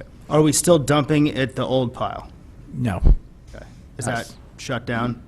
Correct, since the December 13th. All right, thank you, Mr. Timniak. Mr. DeWitt? Thank you, Mr. Vice Chairman. Couple things. One, in defense of your truck and capital plan. I like the fact that you have a plan. I appreciate that you're one of the department heads that actually has a plan, and I really don't think it needs to be completely thrown away. I mean, I think it needs to be redone, but I also think the reason that it needs to be redone is partly because we've interfered. Needed to interfere, but we interfered, so I just wanted to say that. My second comment, paving. This is my pet peeve. I sat here in front of Scott and Rich White, I don't even know how many years ago it is now. How long have you been here, Mr. Michelangelo? 4.5 years. It was probably 6 years ago, and swore on a stack of Bibles to Rich White that we would pave. Every year we would put up $3 million and we would pave and we would pave and we would pave. And I understand this is a tough year, but you know what? There are a lot of things that we keep talking about, and we keep using the words kick in the can. This is just a kick in the can.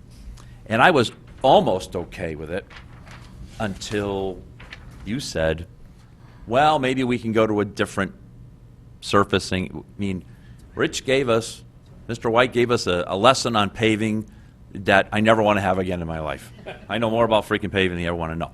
But I do know that doing regular paving, which is what is in the budget, and doing the less than regular paving, for lack of a better term, doesn't last as long. It's kicking a can. We're just kicking a can. Here's my big point for tonight. In the first selectman's overview, you have to take my word for it because I don't know if you guys have it in front of you. But Mr. Tetros showed a 10-year history comparison, a bunch of statistics. One of them was full-time employees. And he specifically said and touted, you know, in 2006 we had 464 employees, and today we have 463.6. And as a good thing. I think that's a bad thing. Because for the last 3 or 4 years, I've been hearing this department come and saying, guys, we're doing great things, we're outsourcing this and outsourcing this and outsourcing this. And since your department, I think you have the largest department by personnel, right? My question is, why have we not seen any reduction over a 10-year period in your department, even though we've outsourced so many things? I'm not certain the document you're referring to with that number, but DPW over the last decade is down 8 people. So I don't know. I mean, 8 people? Yeah, we're down 8 people. Okay. So we're up 8 people somewhere else, I guess, That right? could be the possibility, but I'm telling you, DPW through its outsourcing is down 8 people in the last decade. I'm sorry, what, Linda? Okay. But is there, you know, and you know, the other thing is, you know, our chairman talked the other night, I guess it was in the Board of Ed here, that we need to start thinking about structural changes. And a lot of people didn't understand what he meant, and I've been mulling this over, frankly, since 2 nights ago. Is there any structural changes in this department to take advantage of these contracted services where, you know, the lawn mowing, where we're reducing our manpower and we're getting more lean, and because, again, I'm running out of ideas, and I'm getting a little frustrated by our can-kicking ideas, because they're just going to come manifest themselves later. Can I go back to a point you made earlier about the paving? Sure, of course. I don't want to represent that we're putting down cheap, inferior seals that don't work. What I want to represent is... And I didn't mean to imply that, No, if no, that's what you... okay, but if when I worked with Rich White, our plan back then was about paving all the roads. Our new plan, and you talk about structural changes, Our new plan is to protect the investment we made in the asphalt. So what we're doing is we might pave a road in 2013, crack seal it in 2016, and now 2017 or 18, we're going to put a seal on it. And that vocabulary wasn't there 15 or 20 years ago. If you remember, it was always the Okay. worst roads first. Right. Now, we're actually finding ourselves putting less expensive dollars into a good road to protect our initial investment that we made X amount of years ago. And I think that plan's working. I don't know if this is the appropriate time to bring it up, but we just got recognized as the Department of Public Works in all of North America for the best pavement preservation practices. So, I think Hear, it- hear. I think it's a very appropriate time. and So, I probably should have sold it more, but honestly, with the fill pile, I... you should have started with that, Scott. No, but with the fill pile going on, I've been ducking from the public a little bit. I've been getting beat up. No, but you know what? Great point. And you know what? Tom said this the other day. We're not asking questions to slam anybody. It's to find out things like this. So congratulations. That's great. So maybe what we need, maybe $2 million a year is the right number now. So maybe maybe we need that plan. Maybe, so when you redo the truck plan, do the paving plan. And give us, so please, and I know tough here, but just put a little thought into maybe what that number is going forward based on that new plan. Yeah, for the record, again, we're talking about 3 million down to 2 million, but if you look, we actually cut our own budget 350,000. We got funded last year at 3,350,000. Yep. And we came in at a reduction because of our Yep, pavement I practices. did see that. So, Right. we are trying. And as far as other structural changes, I drive my guys nuts. There's not a division out there that we don't, somebody calls up about a simple thing like litter. We don't just throw a trash can there and think the problem's solved. We actually track the frequency of pickups. Is it quarter full, half full, 3/4 full? Does it warrant the labor it costs to take that barrel? We're constantly adjusting. That barrel should be picked up 3 times a week based on it being full, or maybe picked up once a week based on it only being a quarter full the 3 days we're there. So I'd like to believe we take a very aggressive and very progressive approach on everything. We want to honor the request, but we back the request up with our due diligence, not just throw a barrel there and go, okay, great. We added a barrel to the litter crew. We watch the activity that barrel generates and where is it warranted. And it becomes a challenge, too, in the sense that if it's the one little barrel that's up in, like, the northwest corner, and I have a truck that's up there, then it's going to get checked the twice a week he's up there. But I'm talking about barrels along main routes and stuff. Right. And I know that's a simple example, but we take a hard look. And again, our contracting, you don't think we take grief from the guys? Every time they turn around, they want more people employed, and we're arguing that we do good work, but we feel contractors bring a certain benefit to the town as well. Right. Oh, thank you for that. And my last point, I just want to comment on something the First Selectman just said a few minutes ago. I completely understand that the budget's not complete from the state. You've mentioned it a couple of different times. So maybe what we need at the end of this budget season is, I wrote it down, a catch-up plan. So at the end of this, so we're going to sign a budget whenever we sign it, or set a mill rate, I should say.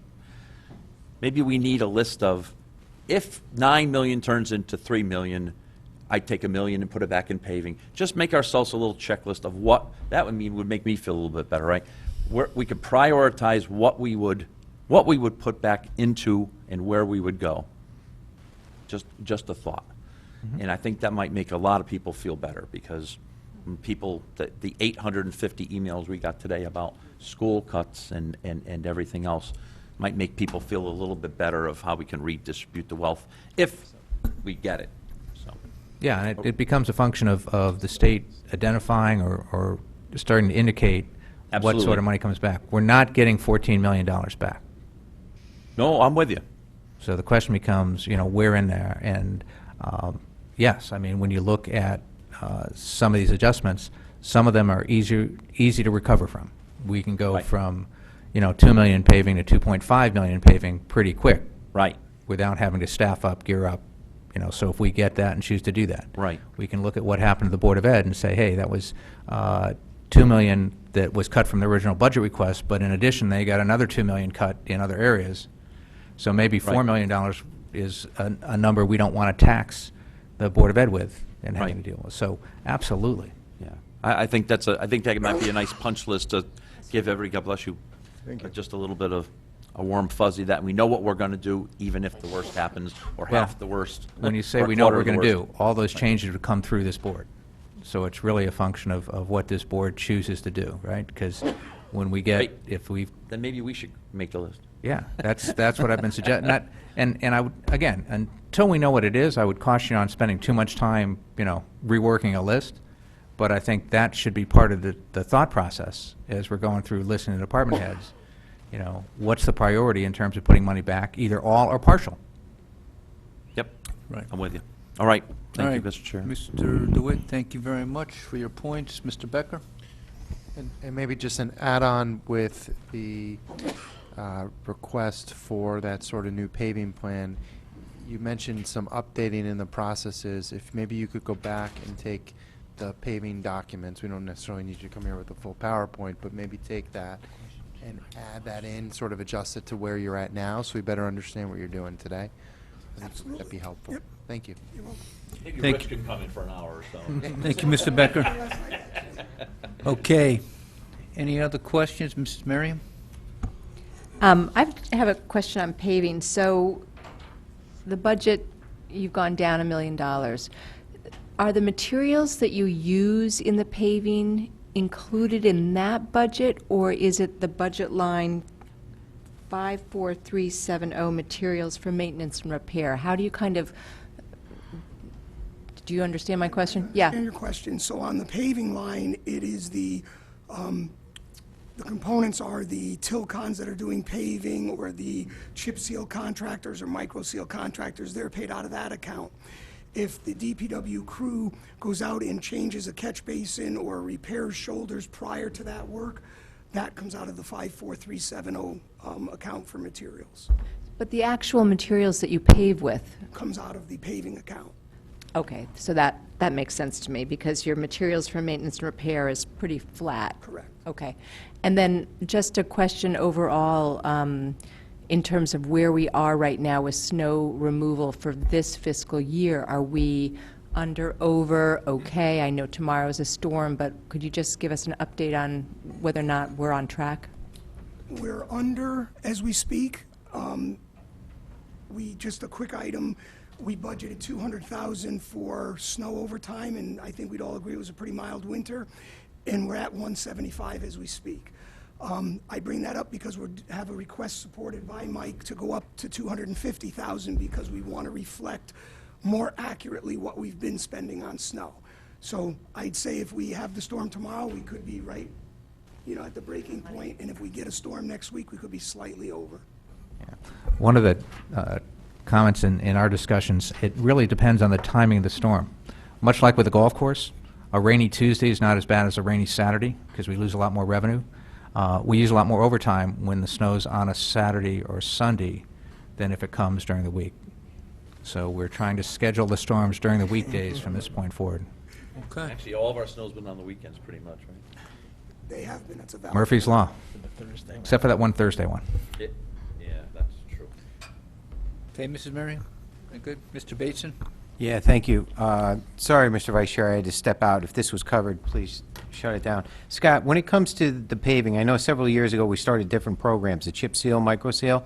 Now that we're several years into these, in your assessment, the matrix you use to do the roads, are you happy with these products? Are they serving the purpose you intended? Has it affected your routine? What? It's covered. It was covered? That's I okay. could talk about it more. No, that's fine. As long as it was covered, I'm good. Or you Do can you have watch the anything tape. else you'd like to add? Well, I would just say it's a fair point. I know you had to step out of the room, but No, that's they fine. are I'll watch the performing tape. well. They are performing well. Okay. And I will just point out, too, it's in the eye of the beholder. Some of the procedures we use, like the micro seal, does, as the road beneath it moves, it cracks, but it's not a structural crack, it's a cosmetic crack. So I feel it's performing, and we're getting our money's worth in terms of making the road last longer. I'm not sure if you lined up a bunch of residents, they would agree with that assessment, if I'm being fair. Yeah. Scott, just to also help everybody understand, you made the statement in one of our discussions that the asphalt that we buy today is not as long-lasting as asphalt was before. So had we stayed in the same plan that we adopted 10 years ago or so, we'd have to be adjusting that because the asphalt isn't lasting the full 20 years anymore. So the multiple covering approach that Scott's got involved in basically is helping extend the life on asphalt while the actual useful life of the asphalt's kind of shrinking. Is that a fair? That's extremely fair, yes. Basically, there's new mandates that they don't put the good emulsion they did 20 years ago into the asphalt. That's what it boils down to. It's not made as good. Okay. Mr. Walsh? So why is ONG making this crappy asphalt? It's not, it's certainly not O&G, it's the asphalt standard. Years ago, you were able to put in a higher degree of emulsion, and the emulsions were, quite frankly, more expensive. Today, they're cutting down the quantities of that, so therefore, and I think that's probably more on the environmental side, but when you cut that quantity down, it's the glue of the asphalt, and it's not going to last as long as it did years ago. Is that by is that an environmental thing that they're not allowed to have that much in it, or is that they're making the economic decision not to put the emulsions in there? I would say it's more on the environmental side, but the other process also is they use what we call RAP. So again, we got exposed a little on the fill pile while we were holding millings. Millings essentially is the asphalt that we create when we plane the road, and the reason we were filling it up in our DPW yard is we were doing recycling by using that and replacing that in lieu of hot asphalt, which saved us like 30%. We aren't doing that activity right now. We will return to that activity once we get the fill pile, screened from our neighbors and we become a better neighbor. We'll get back into that. But that product that we would be making is the same thing the Asphalt Institute allows a percentage to be put into the new asphalt, where years ago that RAP was not part of that process. But the liquid binder, so they call it performance grade asphalt, which could come from a refinery in Venezuela or Canada. Yeah, there's it's a bituminous product. There's it's a low level crude. As they're making more higher grade petroleum products out of it, asphalt gets the the short end of the pie on it also. Is there people we can buy from that make better asphalt, or is it everyone has the exact same asphalt? Yeah, everybody in Connecticut or the Northeast buys the same performance grade asphalt, they call it. So it's different bands. So it's designed so it's an elastic product, so it has to function at 150 degrees, because that's what it is when you step on in the summer, and it has to function at minus 10 degrees. And if you were in North Carolina, you'd have a different product. If you were in Maine, you'd have a different product because of the temperature differences. But that's basically all the suppliers, whether it's an OG or Tilcon, they basically all buy from the same liquid asphalt supplier. But in the good old days, the asphalt used to still work here in the Northeast, both at 150 degrees and zero. Yeah. The emulsions that they had in them. Correct. Yeah. So everybody will tell you who's in the industry, they don't make asphalt like they used to. We just keep buying it. Okay. Mr. Walsh, you have other questions? Yes. Your part-time payroll line is down 20.71%. And these are, when Mrs. Gardner mentioned that you lost 2 people, they weren't full-time people. They're both in the part-time area, correct? No. I was referring last year that there was... Linda, I think you need to turn on the mic. It is on. Can you Yeah. hear me? Just a little close. Just push it a little closer.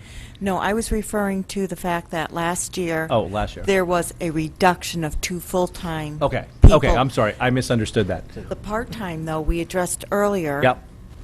With solid waste. This is where that Yep. part-time person Exactly. transferred out. Okay. All right. Thank you. But that's the reason why it's down 20.71%, is those 2 part-time people. 1 part-time, yes. It says 5 to 3 on page 249. It says you're going from 5 to 3.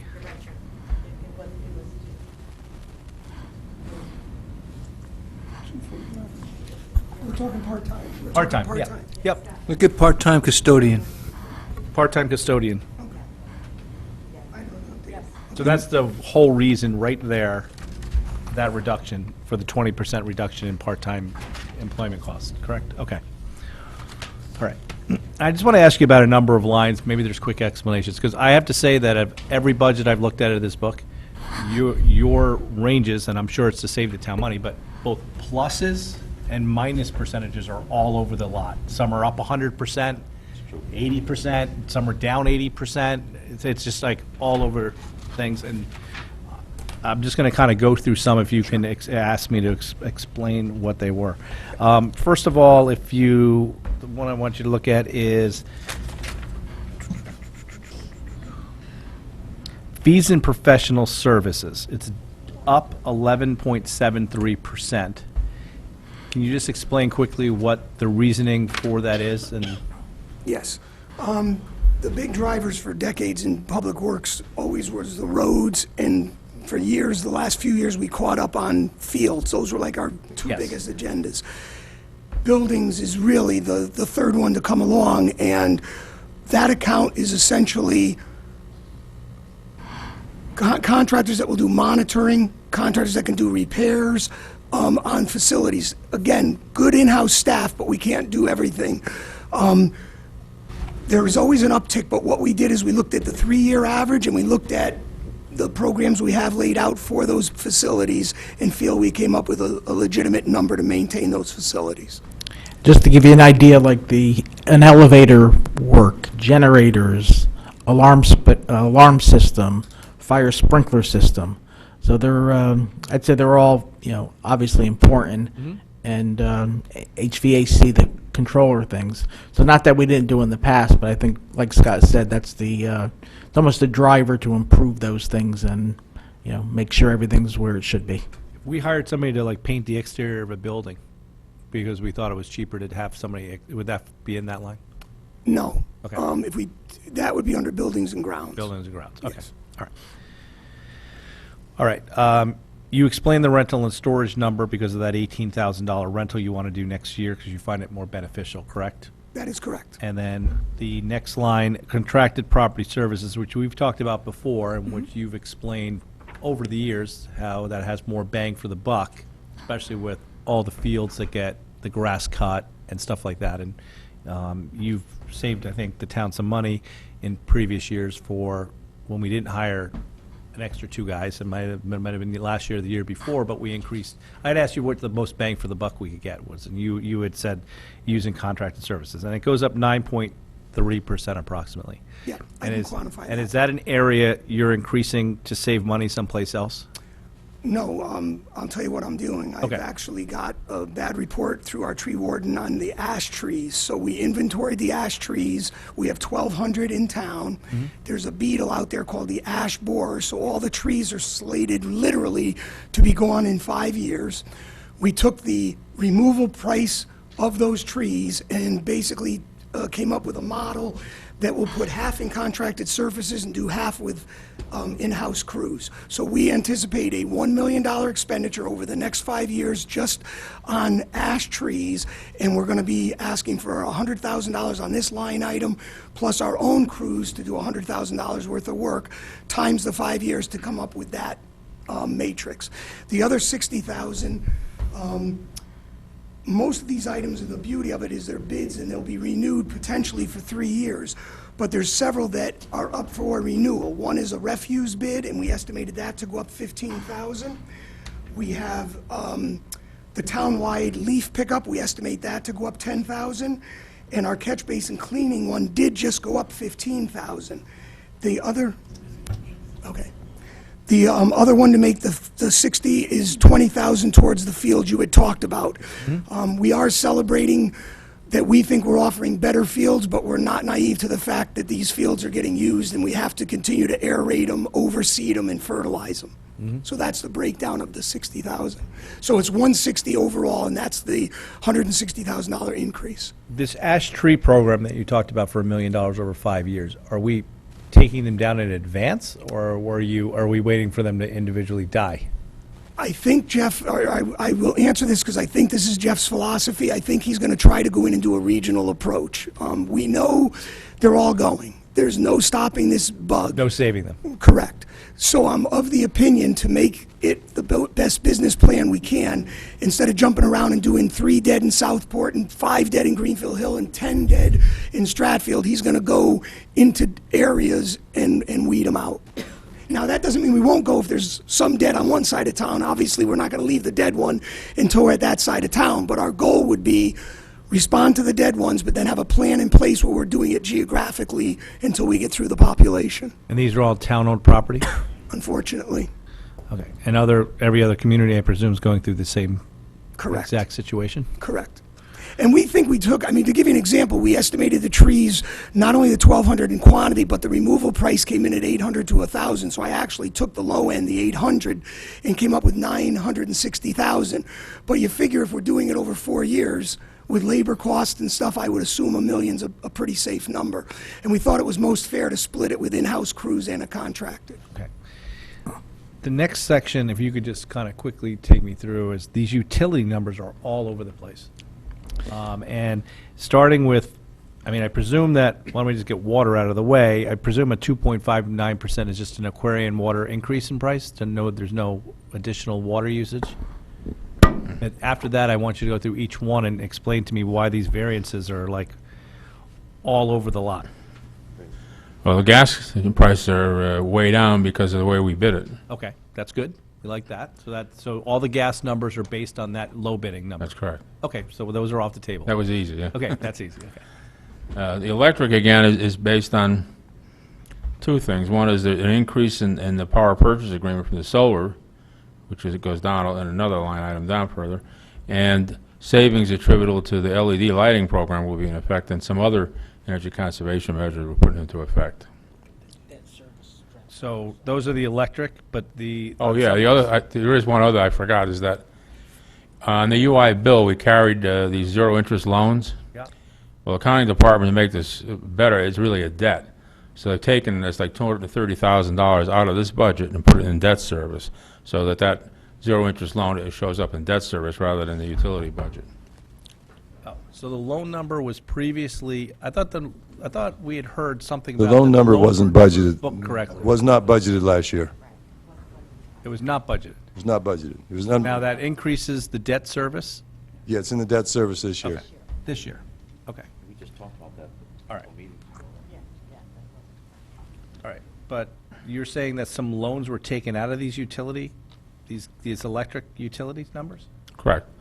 The zero-interest loan, UI just attached it to the electric bill, saying, basically, we're saving $10,000 a month, and therefore they're adding $10,000 a month zero-interest loan in. I But thought you said we didn't have the... We're obviously on a different page, Mr. Bum and I, but no. Could you guys It clear that came up and pretty- report back at the next meeting? Yes, sir. I don't want to waste time here tonight. Well, it's shown in the debt service, Because actually. I hear that we forgot to put it in, but he's There telling was us a big now that- discussion, if you remember, Yeah. at this board meeting last year, Yeah. when it became clear that there was $210,000 or $220,000 of debt that was not included Yeah. in the electrical costs. Yep. All right, And if you guys so- can just clear that up and report back, or somebody give a report on it when, we don't necessarily need Mr. Bowman, but if you can figure it out, and whatever. The numbers where they go up on electricity, the FTC, I presume that stands for Fairfield Theater Company. Right. Can you explain that?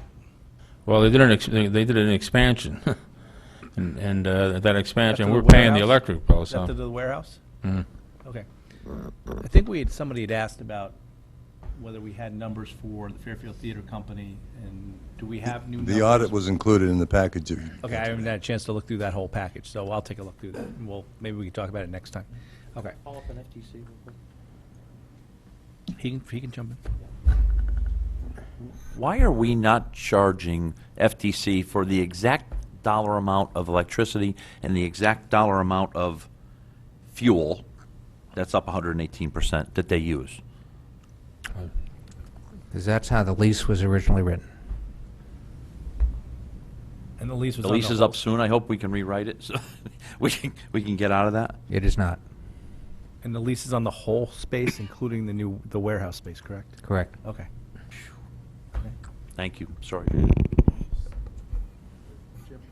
All right. Can I just- Yep. You have a follow-up? So the lease doesn't change even though they change their use of the property? They're developing the warehouse space was contemplated in the original lease agreement. Okay. Mr. Thanks. Becker?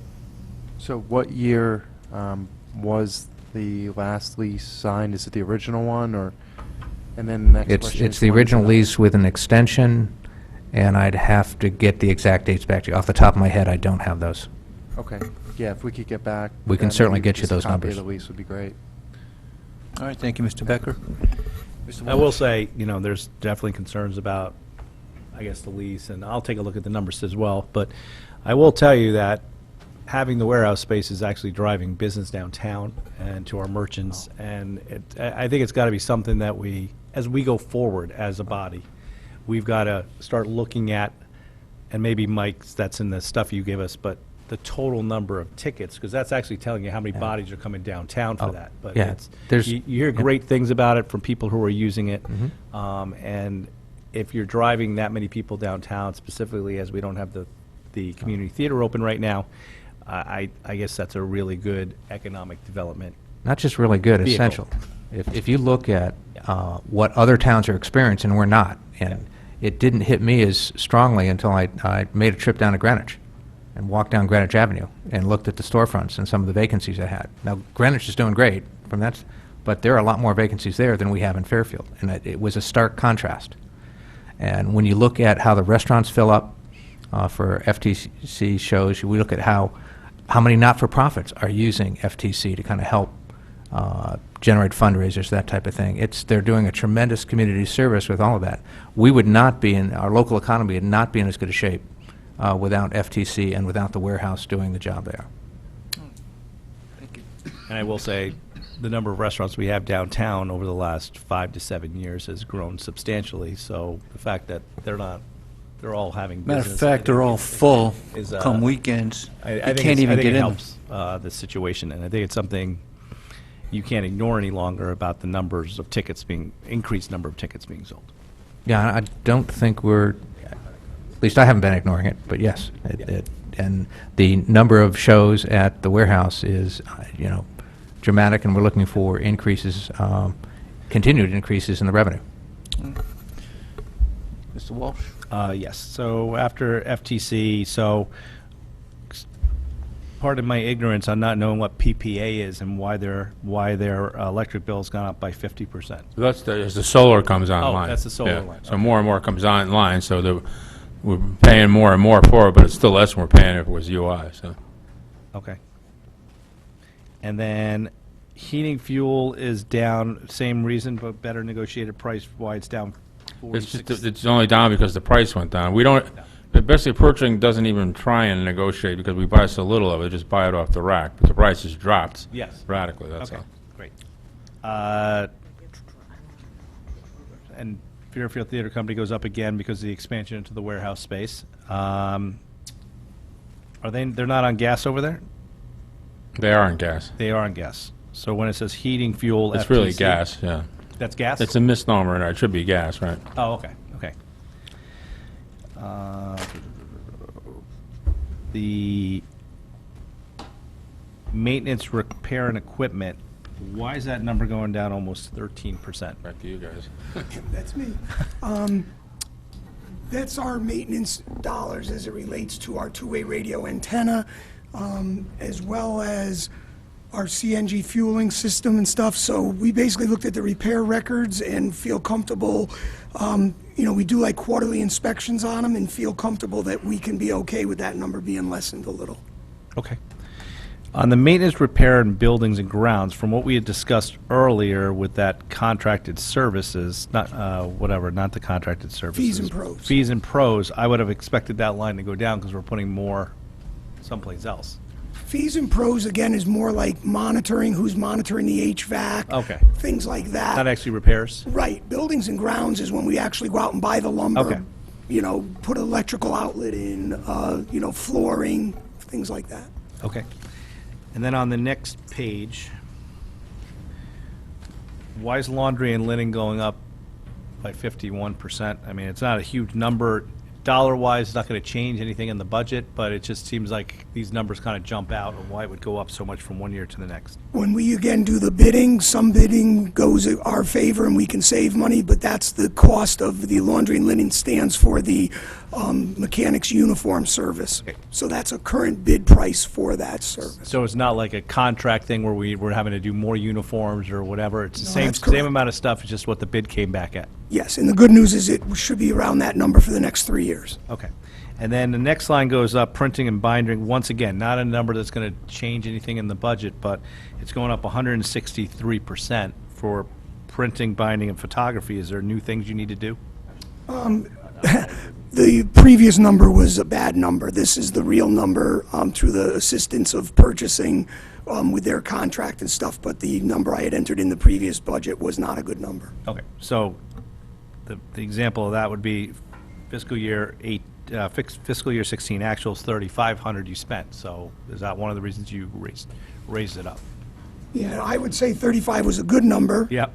I would say 1,000 was a terrible number on my part. And I would say the current through purchasing is 2,600. That's okay, okay.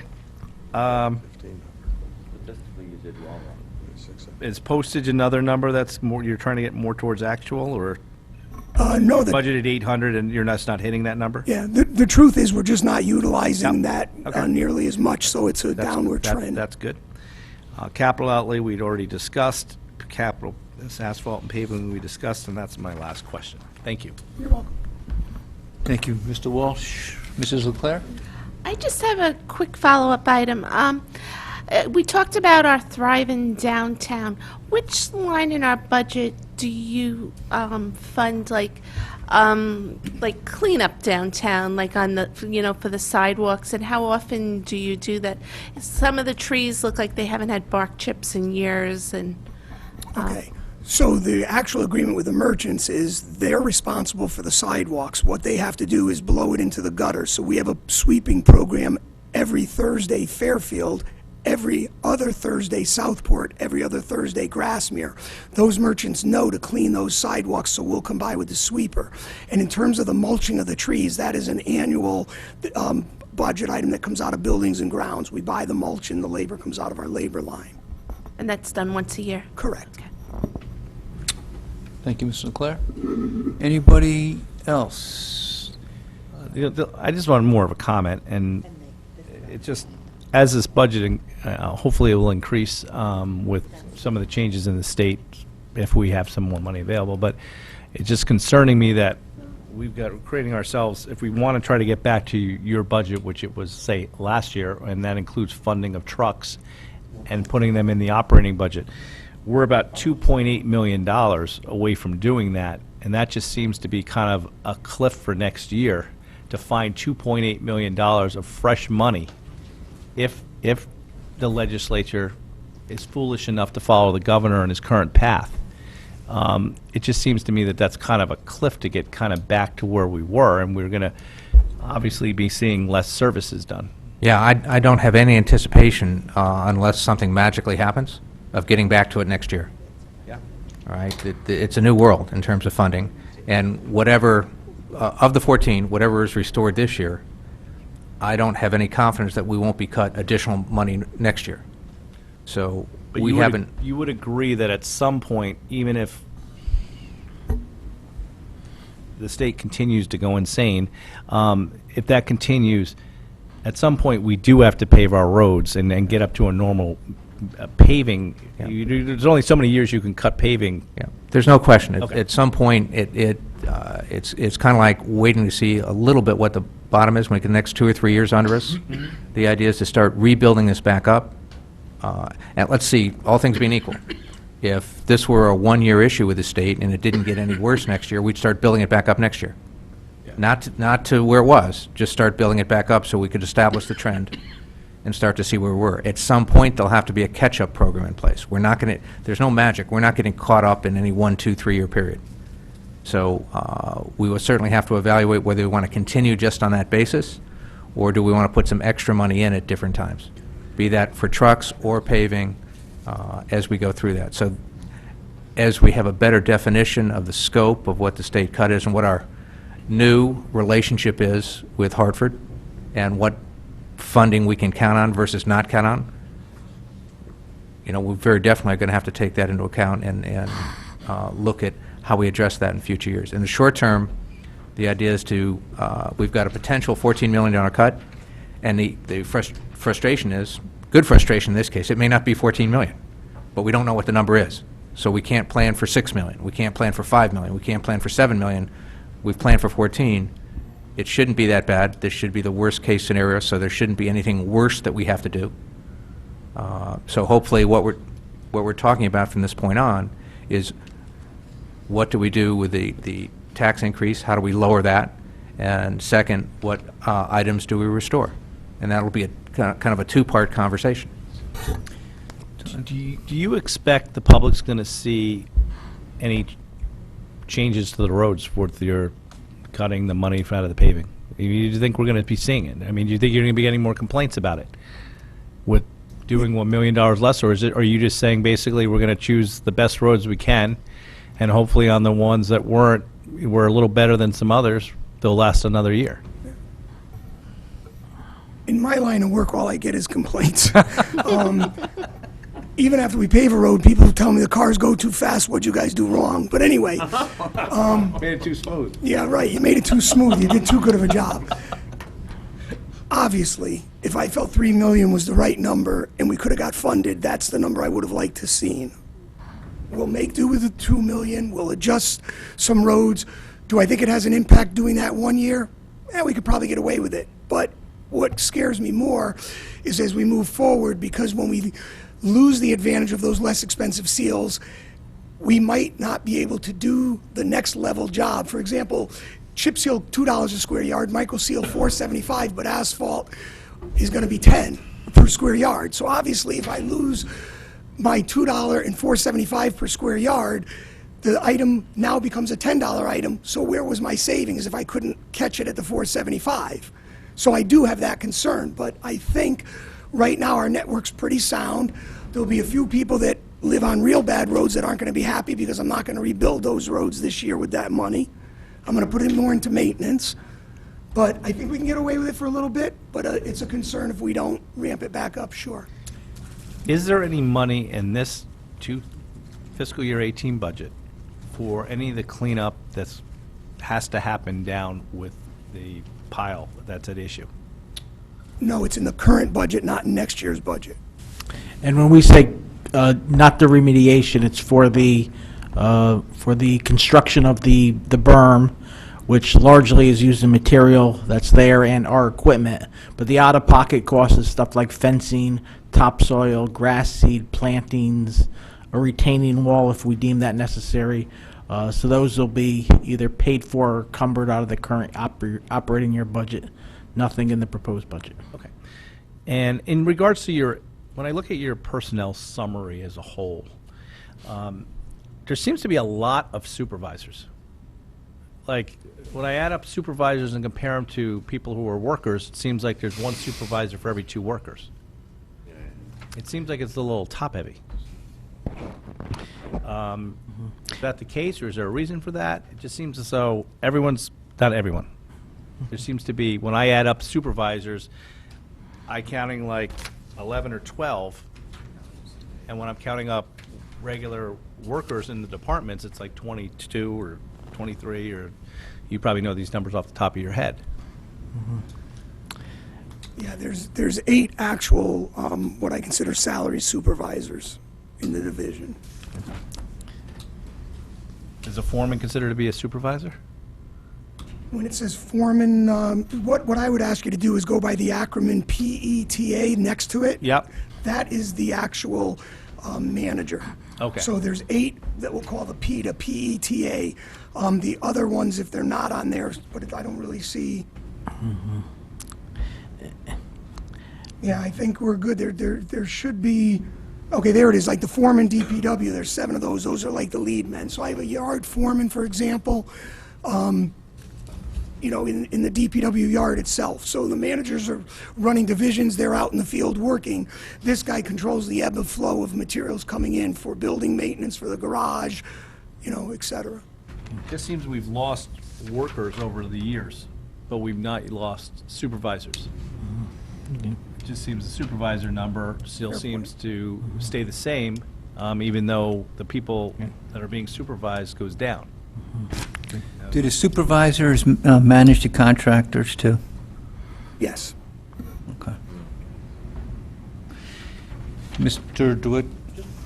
One quick, to cover my erroneous statement before about the total 2006 to 2016 manpower, could we get a list by department, 2006, 2016, what the delta is? What the changes have been, please? Most definitely. I don't think you made an erroneous statement earlier. I think you asked a good question. I think I erroneously said that the Department of Public Works didn't reduce their head count. Like, for example, the thing that comes to my mind quickly is, I think from my recollection, there's been 4 positions cut in the last 4 years or 5 years, but there's also been 4 or 5 added to police. So, Well, no, the net is in zero. aggregate, the Right. first selectmen's numbers are, Right, I'm just saying. are equal. Right. I'm just saying, Right. much to Mr. Bartlett's point, my department's down, police might be Right. up, fire might be up, who knows, but that's That's kind of what why I I'm like saying. it by That's department, so. right. Yeah. Thank you. Okay. And if, Go ahead. You have another question, Mr. Walsh? I just want to ask, and then we've been asking other departments this, and I've asked you this before. If we were to have to cut you because of this difficult year, is there an area where you'd prefer that to come from, I guess, as opposed to us going in and just with a scalpel, not knowing your business as well as you do? I think the analogy would be a machete as opposed to a scalpel. Yeah. But no, you did the machete. I'm going to scalpel now. And, $2.8 million was the machete. and once again, I think if we, we're at the point where anything we cut will affect service or, the conditions of a road or conditions of our fleet. There's nothing that we could cut that won't affect any of those. So I have a question right to that. The services we provide through your department, how does that compare to other towns? And over the years, has the scope of services increased? Okay. I mean, it could be, other than paving, we have to look at some of the services that are provided down the road. It is a fair point because even going back to the February 9th storm, quite frankly, Mike was very disappointed, and I took it personally that he was very disappointed with the performance of DPW during that snowstorm. And it drove me to compare to other towns, and I found out the town next to us that we're frequently compared to does twice the ratio of salt that I do, and essentially they have half the miles of road. So I ran some quick numbers, and for me to achieve the results that they got would have been a $35,000 material-only cost, not mentioning additional overtime or whatever. So I bring that up because I do feel that I see an uptick in terms of our residents' expectation that isn't always necessarily reflected in the way we budget.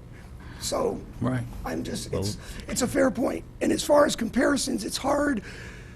Every town runs a slightly different operation. I've tried, even when I did some paving comps, one division in one town includes the new drainage they put in their paving account. I don't. I keep that in a separate materials account. So it was hard to get a true apples to apples comparison. But I think the fair assessment is we are living in a town that expects more, and we're living in a budget time that we can't fund as much as the residents are expecting. Okay. And that, you raised a really good point, and actually one I wanted to raise, but the lateness of the night, which was, I guess, that storm. Because we all had people come to us. I had a number of people come to me and say, hey, driving from Fairfield, I crossed over the border to, I think the town you're talking about is Westport. And the roads seem to change immediately, and they're either cleared or whatever. But that now, what you say makes a lot of sense. It comes with a cost. So it'd be $35,000 more to do our roads the same way?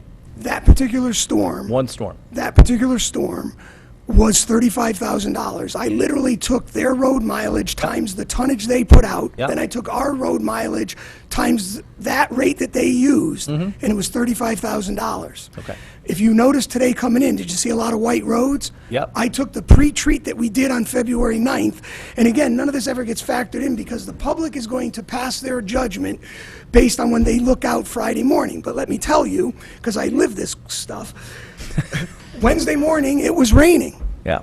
We still went ahead with our pre-treat for a Thursday night forecasted storm. But it has a downside because I'm not getting the brine right on top of the pavement. I'm putting it on the rain that had fallen. Yep. That was a factor. The other thing I found out from talking to other towns, everybody in the region had snowpack. I do have a regret in that storm. And the regret I have is that I didn't put out to the media that we had the snowpack issues like everybody else, because I think those snowpack issues are real. I am defending what we did. I am ramping up a different approach for tomorrow, but I'm not prepared to throw $35,000 extra at it tomorrow, and I'll tell you why. If you look at the long-range forecast for Tuesday, I need some salt in the shed. It might snow again. Okay. So I try to balance our response, economically, and in my opinion, the Post Road that morning was the same snowpack as Old Post Road everywhere. And I backed it up. I have all the emails from all the surrounding towns. You know what, Mr. Bartley, you guys generally do a good job. I expect... That was a weird storm or something. Yeah, it was a weird, I But I'm nervous expect... about tomorrow, I'll be honest with Yeah, you. I'm nervous listen. about tomorrow because we have a very similar, that's why the aggressive treatment. But I think temperatures are a little more in our favor tomorrow, the snow quantity. People lose sight that we had 12 inches of snow and we were plowing. So even if I wanted to throw the salt on, the salt's going to go on the road and then plow off. I mean, there's... Yeah. Westport pounded it early and held their guys. The other big difference is they held their guys all night. I can show you the numbers on when I sent my guys home. Look, I So have all the There's a faith. labor I'm going to charge. get up tomorrow morning and I'm going to go right to work, okay? Because you're going to leave here and go to work tonight. Well, I am actually leaving. I figured that. It's also because you have a pickup truck. Yeah. And I just go like that in this four-wheel drive. But just for the record, That's true. don't think my phone didn't ring today. I got calls today going, what are you doing? How come the roads are white? Oh, yeah. And I told people. Reef Road was white. Yeah, and they are white. And again, I did 110 miles of main road versus side roads. We're essentially bracing for a storm, and the goal would be to keep the main roads from preventing them from snowpack. If a few side roads get snowpack, I can either throw more money at it, or the residents have to realize they might have snowpack for a day or so. Yep. And how many storms did you have this so far? What number will this be? You can hug me later. And we had 3 major snowstorms. The second Saturday in December, the first Saturday in January, and the one on So, I mean, Thursday, giving your February 9th. numbers based on this, so you'd have at least 3 more $35,000 per time. No, it's all relative. Okay. Like I say to you, that's what it would take in that storm. I'm of the opinion, based on the warmer temps tomorrow, we'll get better results. Okay. But I will say, anything we mess up on will be evident Saturday morning because it's going to be bitter cold again. But I think the upside is we're not dealing with the rain that we had February 8th, which prevented a good pre-treat. And we're not dealing, the big difference on February 9th, it was like 22 at noon. Tomorrow's going to be 34 at noon, but then, 20 at night. Okay. But I'm still nervous. If you sense in my voice, we'll be putting the salt out tomorrow. Okay. We'll call you tomorrow, Scott. Don't worry, the phone rings. All right. Thank you very much. Thank you, For the record, guys. We had 10 events this year, 5 plowing, 5 only salting. Okay, thank you. All right. Great. Thank you, guys. We'll go to engineering. Street lighting. Mr. Hurley. Page 257. Scott. And it went out for a second. We got street lighting too.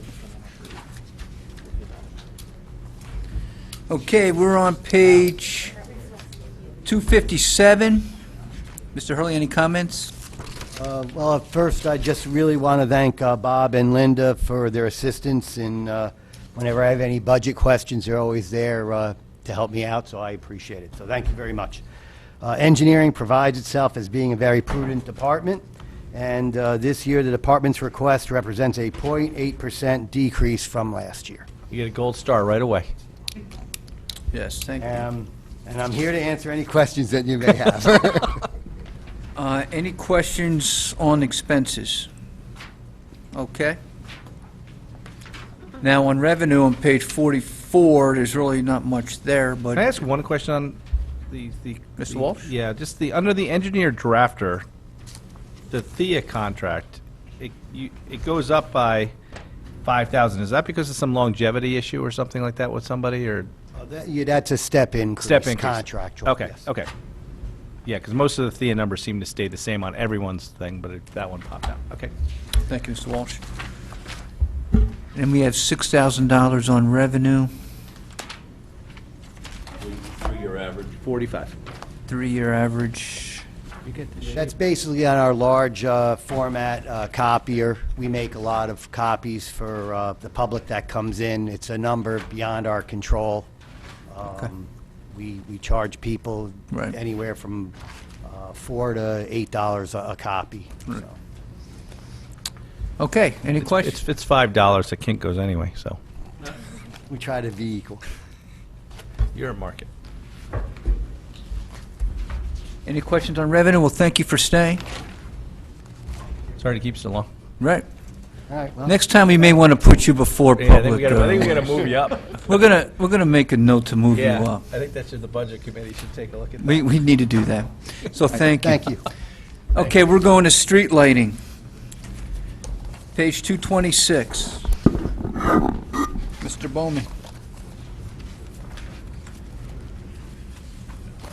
Let's get to 226. Any comments?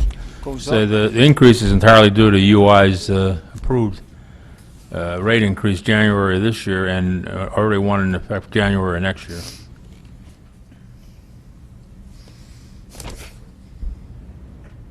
Okay, any questions? Mr. Bateson? Yeah, quick thing. Going forward, Ed, I know we just did a big light program in town. Yep. Going forward, are we going to be going to LED streetlights? Again, remember, here's the problem. UI owns the streetlights. I know. Okay? So it's in their benefit to keep them. They're going to convert them in 2020. By law or by choice? By choice. They're converting town by town depending on the age of the lights. So they have 13 towns, and over a 5-year period, all of them will be converted. We did look at trying to buy them one time, but the PUC rules say you can't buy them unless they want to sell them to you. Okay, so by 2020, we're going to start to see a change to LED? 2020, they should all be changed, yeah. I've seen this in other towns. Are you guys concerned? A lot of people complain about the level of light with the new LED. Are you hearing that? No, I haven't heard at all. I mean, I've seen some in Bridgeport, and it's just the opposite. I mean, it floods the whole area with a light. So people are happy with it? Yeah. Yeah, just, Mr. Bowman, we had some test LED lights in a Yes, few that's years what I- back, too, right? What was the feedback you got? Good? The Burr Street ones? By Burr once- Street? By Burr Mansion? Were those the Yeah, test remember that ones? one there, And by also, Burr Mansion, also right. Post Road, didn't we? And we had some on the Post Road from Pine Creek to Thorpe Street, and we had some on Granville Avenue. And the issue, UI put them in, Yeah. and everybody liked it, then he took them out. They didn't tell us, they just Yeah, I was going to removed say, the them. ones by the Burr Mansion were really bright. Well, couldn't you and just then they leave took them out. there? The Burr Mansion is so dark across I the know. street, that was perfect. It was great. and to Mr. Bates, and to your point, once we adjusted, I'm going to call it the wattage in the bulb, the LED lights are brighter, so we had to step it down, and that made the more comfortable. The initial ones were too bright, and we got a Right. lot of feedback from the residents on that. That's what I remember, right? So once we stepped it Okay. down, folks were okay, and you didn't get that same feedback when we did the Post Road, because we learned our lesson on, I think it was Burr was our first one we did. Okay, when this program starts happening in 2020, who pays for the new lights? They pay for the lights, we just pay for the power. Okay, so in 2022, I should start seeing this bill go down. Right, now, if they did it this year, we'd save about $250,000. The LED lights are that much cheaper. Okay. Thank you. Thank you, Mr. Bateson. Any further questions? Just Mrs. a really LeClaire. quick one. Sometimes when you drive around, like in other towns and things, they have little like solar panels on the side of like streetlights and things. Do we have any opportunity for things like No, that? again, UI owns them, we can't do it. So we can't do it. Okay. Now, in Northeast Utilities, which is Eversource now, their towns can buy the streetlights, and some of them have done that. But they sued to get that, and so. Okay, thanks. Thank you. All right, no further questions. We'll move on to WPCA, page 323. Mr. Bill Norton. Good evening. Good evening, ladies and gentlemen. My name is Bill Norton. I'm the superintendent of the Water Pollution Control Facility located at 330 Richard White Way. We treat on an average of between 8.5 and 9 million gallons a day at the treatment facility. It's an advanced wastewater treatment facility, which means we do some biological nitrogen removal. We also are in charge of 205 miles of the sewer collection systems and 8 pumping stations. Thank you. You have a reduction of about 1%. Yes. And reduction in regular payroll of 4.75%. Correct. We reviewed our staffing levels, and we came to the opinion that we could reduce it by 1 position. So we did increase a couple of positions. And also, you'll notice later on in the training and education budgets and the travel budgets that those increased a little bit, because I'm a great proponent of training, because then your staff is more efficient, more cost-effective, and that's reflected in the staffing budget. Good. All right, thank you. Questions from the board? Mr. Bateson? Yeah, thank you for being here. Bob, what's the WPCA reserve account, approximately?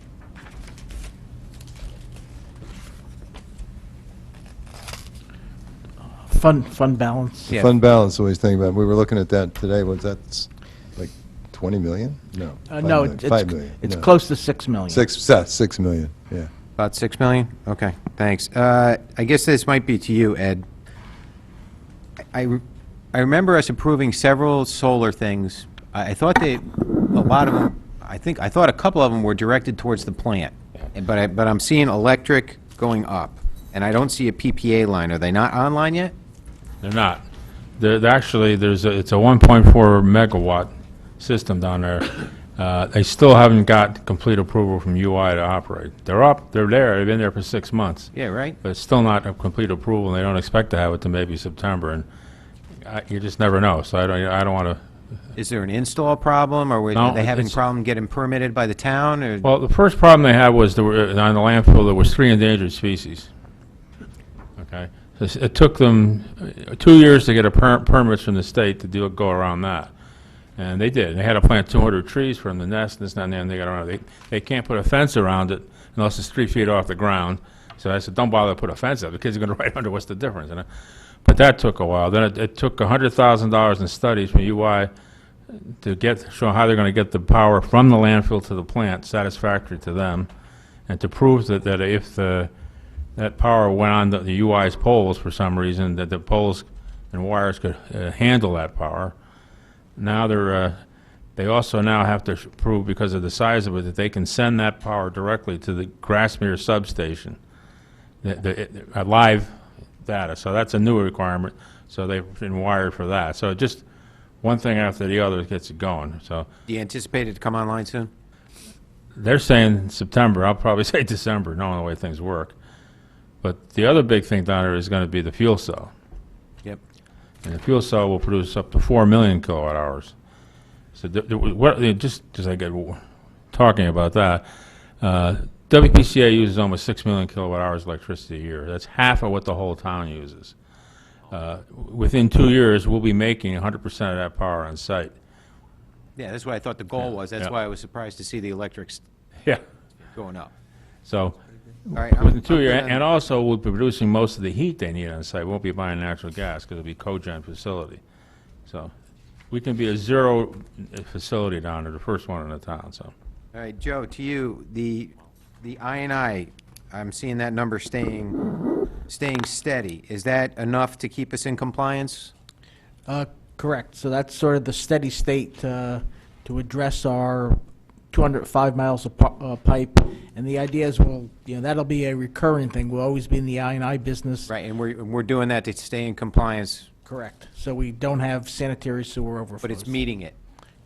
Well, our our system, and once again, the worst part of our system is back here. So our system, I'd say, is inherently flawed, where we have our Yeah, most. we did the trunk, approved the trunk line, didn't we? Yeah, so that should be rectified in the hopefully near future. That one trunk line, there's more, Yeah, there's more to the okay. system. Correct. Yeah, and once again, you know, the overflow issues we have is due to I&I, is basically a lot of it is in this area over here due to the proximity of the Rooster River. But the other 200, so we're not going to avoid those until we make a major quantum leap structural I change. just want to make sure that the 300 is getting us to the goal and satisfying the state. Yes, it is. Okay, good. Thank you. Thank you, Mr. Bates and Mr. Mottola. I'm good. You're good. Mrs. Marion?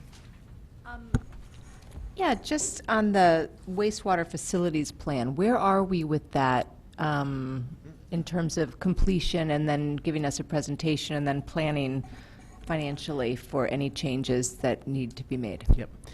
I'd say it's probably 90% completed, and the stage that it's as of now is to present it to Connecticut DEP to get their comments, review, procedure, and then before it is adopted, it'll be a presentation, public hearing, and needs a public hearing, presented before the WPCA first, and before any of the boards also for informational purposes.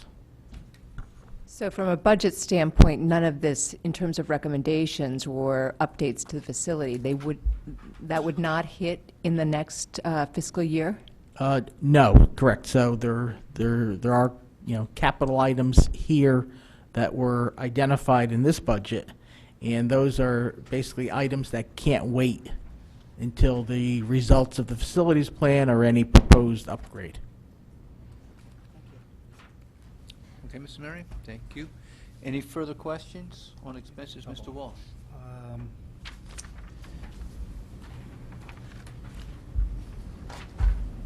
Why is the retirement contribution to the dash town going up so much? Is that the 401A? It seems to be going up 34.66%. You mean, you're talking about for the WPCA? Or the? Yep. Yes. Line 52310 says retirement contribution dash town. It's going up from last year from $151,000 budget to 20, pretty much Well, 20. I mean, it's, the actual calculation is, the ARC allocated by people who are in the pension plan, and then the 401A, people who are not in the pension plan, the 401A 5%. So that would be the calculation. Is the 401A driving it? Because it seems to be higher than other departments. Do they have more 401A people or something? I mean, it just seems to be higher than some of the other This departments. isn't broken out by 401A. That's just town contribution, that's not 401A. Okay, so that's town contribution. That's that portion of the pension that we calculated on page 341. Okay. 341, you'll see it.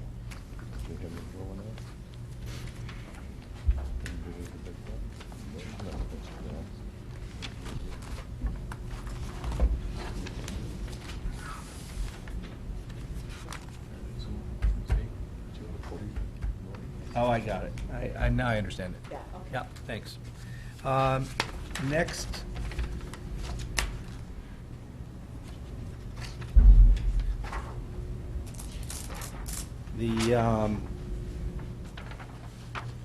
Even with gas prices going down, the utilities for your gas line seem to be going down by 76%.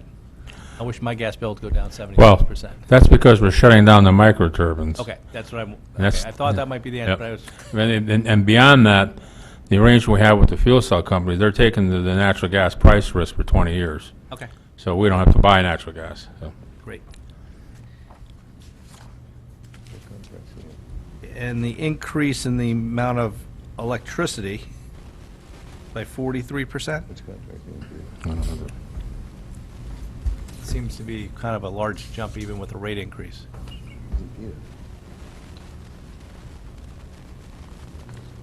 Yeah, trying to find the, it's, you know, it's because we're not making any solar, so we got to, continue to buy it. And We're buying it's going to go up next year because we're not, until the fuel cell is in place and until solar is in place, we will not be buying electricity that we're making with the microturbines. So that's going to go up, for part of the year, that's going to go up dramatically. But it's cheaper to buy electricity than to make it with the microturbines. That's why we're replacing them. As they get older and older, they're less and less efficient. We used to be saving money, now it's costing us money, so. Okay. I don't know, since risk manager's not here, what the reasoning for the liability insurance seems to go down 30%. We just got a better quote on it? It's going down by 30%, but I guess I should talk to Eileen about that? Okay. The next line, communications, why is that line going up by a third? I mean, it's not a large number, once again, just wondering what's driving that. That's driven by, we're putting in new alarm systems at the 8 pump stations. Okay, It's giving us better data. okay, Instead of just a phone telling us there's a problem at the pump station, this will tell us if there's a problem at pump 1. Okay. Pump 2, if there's power off. It also gives us the ability to see the hours of runtime on the pumps. Mhm. So if pump 1 is running, 35 minutes and pump 2 takes 5 minutes, it gives us an indication that there's something wrong with pump 1 so that we can go in and rectify it before Okay. it becomes a large repair. okay. And then the laundry and linens, once again, not a large number, but it's going up 80%. Is there more stuff, or is it once again a contract situation? I think it's the same, a little bit the same as Scott's. Yeah. And also, we've got the high-vis uniforms now, so that our guys are out on the road.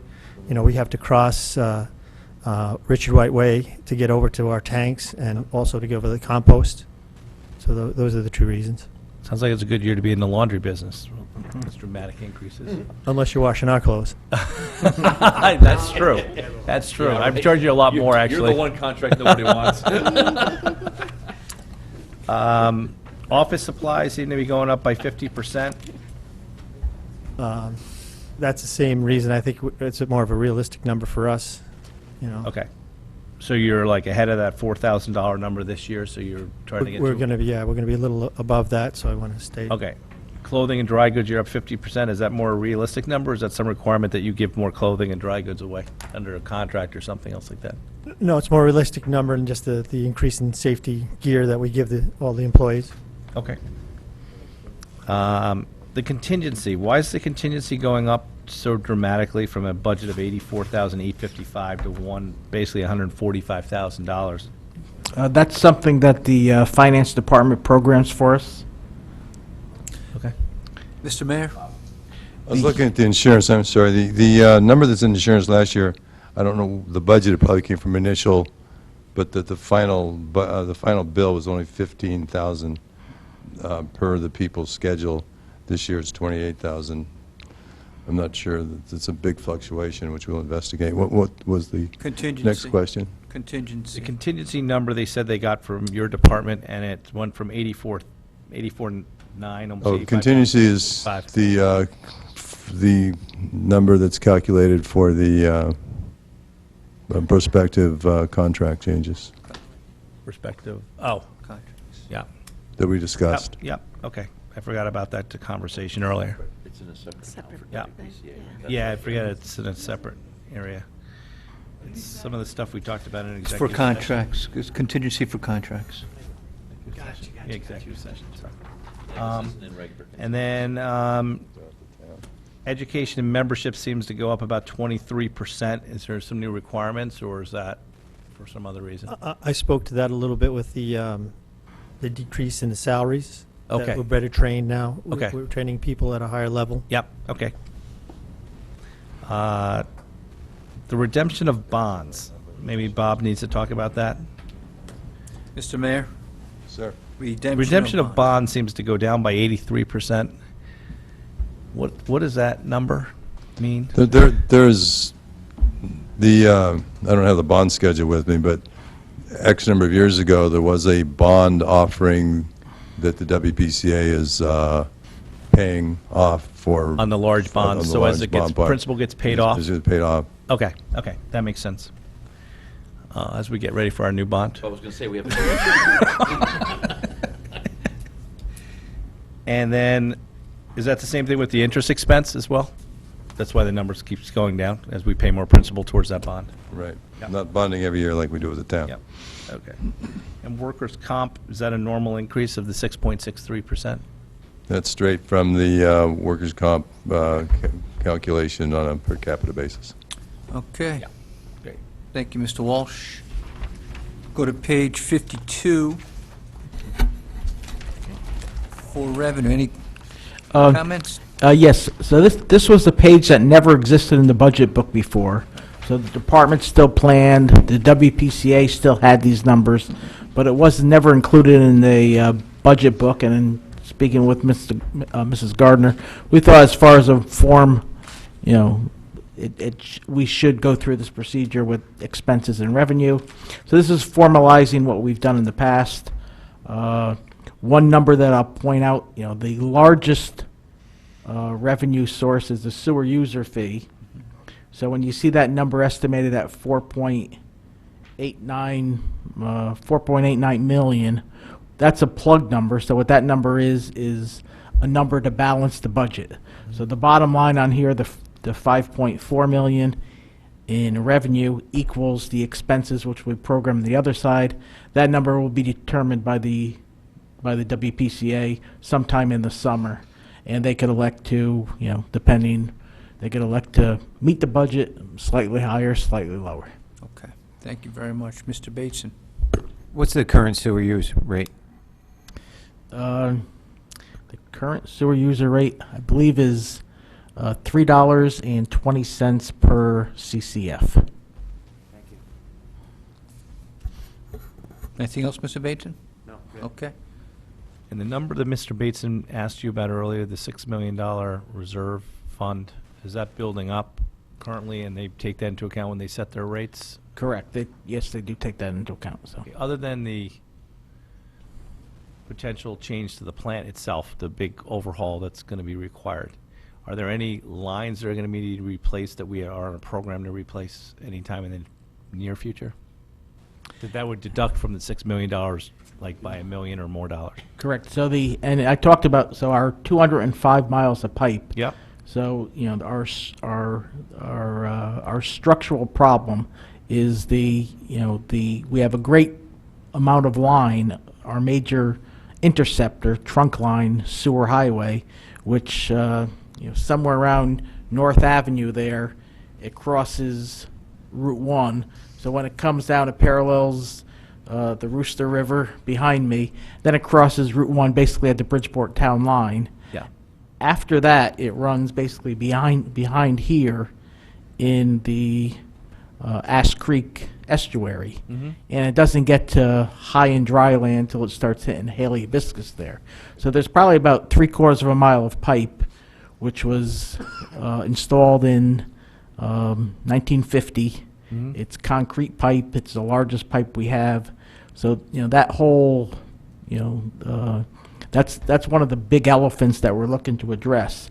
So ideally, in the future, we'd abandon that line over there and run a new sewer line, high ground, maybe 1,000 feet or 500 feet north of that. So it's not subject to the I&I. So that's one of the major things. We have, in a sense, we have the similar problem after we leave the metro station, where it goes on Ash Canard until it reaches Riverside Drive and goes underneath Turney Creek there. So that's another bad location for a pipe, which once again that one is, we have a little more progress and impetus. That's the one we received the $750,000 grant for. Hopefully the WPCA will fund the rest for a $2.5 million project. So that would largely address a lot of the issues down there. And this one here, as part of our facilities plan, what I described there, basically pretty simple. Yeah, what would it cost to move the pipe uphill? And once you move it uphill, what do you do with the 300 or 400 houses that are below that pipe at that stage? So once again, the It's, it's far from final design, just dealing with the concept, how do we address the issue? And there's no tentative number on what that could possibly be at this point? No, but just the direct answer to your question, though, there are two projects, grants that the board's approved that are 25% town share, which is divided 12.5% town, 12.5% WPCA. And I'm trying to remember the numbers. I think one is 172,000 for the WPCA and the other is 386,000 for the WPCA. That's the hardening project around our That's- wastewater that's treatment right. plant. So there will be the 386 plus the 172, to answer your question directly, coming out of that. Okay, but in regards to that, if you wanted to replace that line, the one closest to here, you have no preliminary numbers on what that might be? In some of our conceptual numbers without engineering, we've just, estimated, it's in the 5 million range. And that's just based on the size of pipe types, A pipe that size costs, 500 feet to install, per linear foot to install. $500 per linear foot. And there's any time frame that you're looking at doing this, in like next 2 years, next 10 years? I mean, what are we talking? Yeah, I wouldn't, once again, the next step is finalizing the utility plan, getting the specific report from Wright Pierce, the engineers on it, and then we take it from there. So potentially both of those plans would exhaust the reserve fund. Definitely, yes. So, yeah, because what I'm trying to figure out is whether there's going to be a reserve fund to pay for any of the major infrastructure that may need to be done. And it doesn't sound like that's going to be the case, because it sounds like you're going to need that for other things. Yeah, I think the reserve fund is not for 5 and 10 and $50 million projects. I think those would be Well, anticipated to be it could bought. be if you put enough money in there, but That is there's a not true enough in statement. there. Yeah, exactly right. And I guess That's the question main- I guess they're going to have to start addressing is whether more money needs to start being put in it. Right. Mr. Basin, you had a comment? Yeah, I just wanted to follow up. I thought recently we approved part of this trunk line. Didn't we just approve several $1 million? Didn't we get a big grant from the state, Mike? And then there was I We got believe there was a... $750,000 from the state towards a $2 million project. Joe, where does that stand? I thought a chunk of this was coming out of the reserve fund in addition to the numbers that Bob was talking about. No. I think the town piece was, didn't we split something between the WPCA? We took half and they took half? That goes back a couple of years, I think. Yeah. No, it's, So that, I thought it was recent. Something for the Ash Creek area. Yeah. no, we just did, we have two grants that Yeah, are split between the state, the town, and the WPCA. So the facilities plan, which we talked about, which has been in the works for about 2 years now, so that was, we're getting 55% funding from DEP on that. I think it's $800,000 effort. But, so the local share of the 45% local is shared 50/50 by the town and the WPCA. The other project is the hardening project, which is $3.088 million, Right. which is 75% CBDG funded. The remaining 12.5 is the local share. There was something else too. And currently on the table, there is a generator grant, which should be coming for the boards next month, which the WPCA has taken the entire amount of that. And the $750,000 grant was on the WPCA agenda for January and February, and the lingering question is going to be, How do we pay? how do we pay for the, Okay, so that hasn't been addressed yet. they haven't acted on it now. Okay, all right, that was going to your point, Mr. Wall. I thought it had already come out of the reserve fund. It has not. Has not, but it's. I'm assuming it's on the table to come That's out. the expectation, yes. Okay. Yeah. All right, thank you, Mr. Good. Baton. If there's nothing else, that is a wrap for tonight, so thank you, everybody. Thank you, gentlemen. Just want to make one point before we adjourn, is Tuesday, March 14th, the meeting's at Osborne. Just a reminder. So can I have, This is gospel. same time at Osborne on Tuesday? Thank you. Okay, can I have a motion to adjourn? Motion. You just said it won't be televised. You might want to tell people. Okay. Won't be live. It will not be televised. There will not be Fair TV, it will not be live, so you'll have to catch it on a rerun the next day. Okay, motion to adjourn? So moved. Mr. Walsh, second by Mr. Mottola. Thank you very much.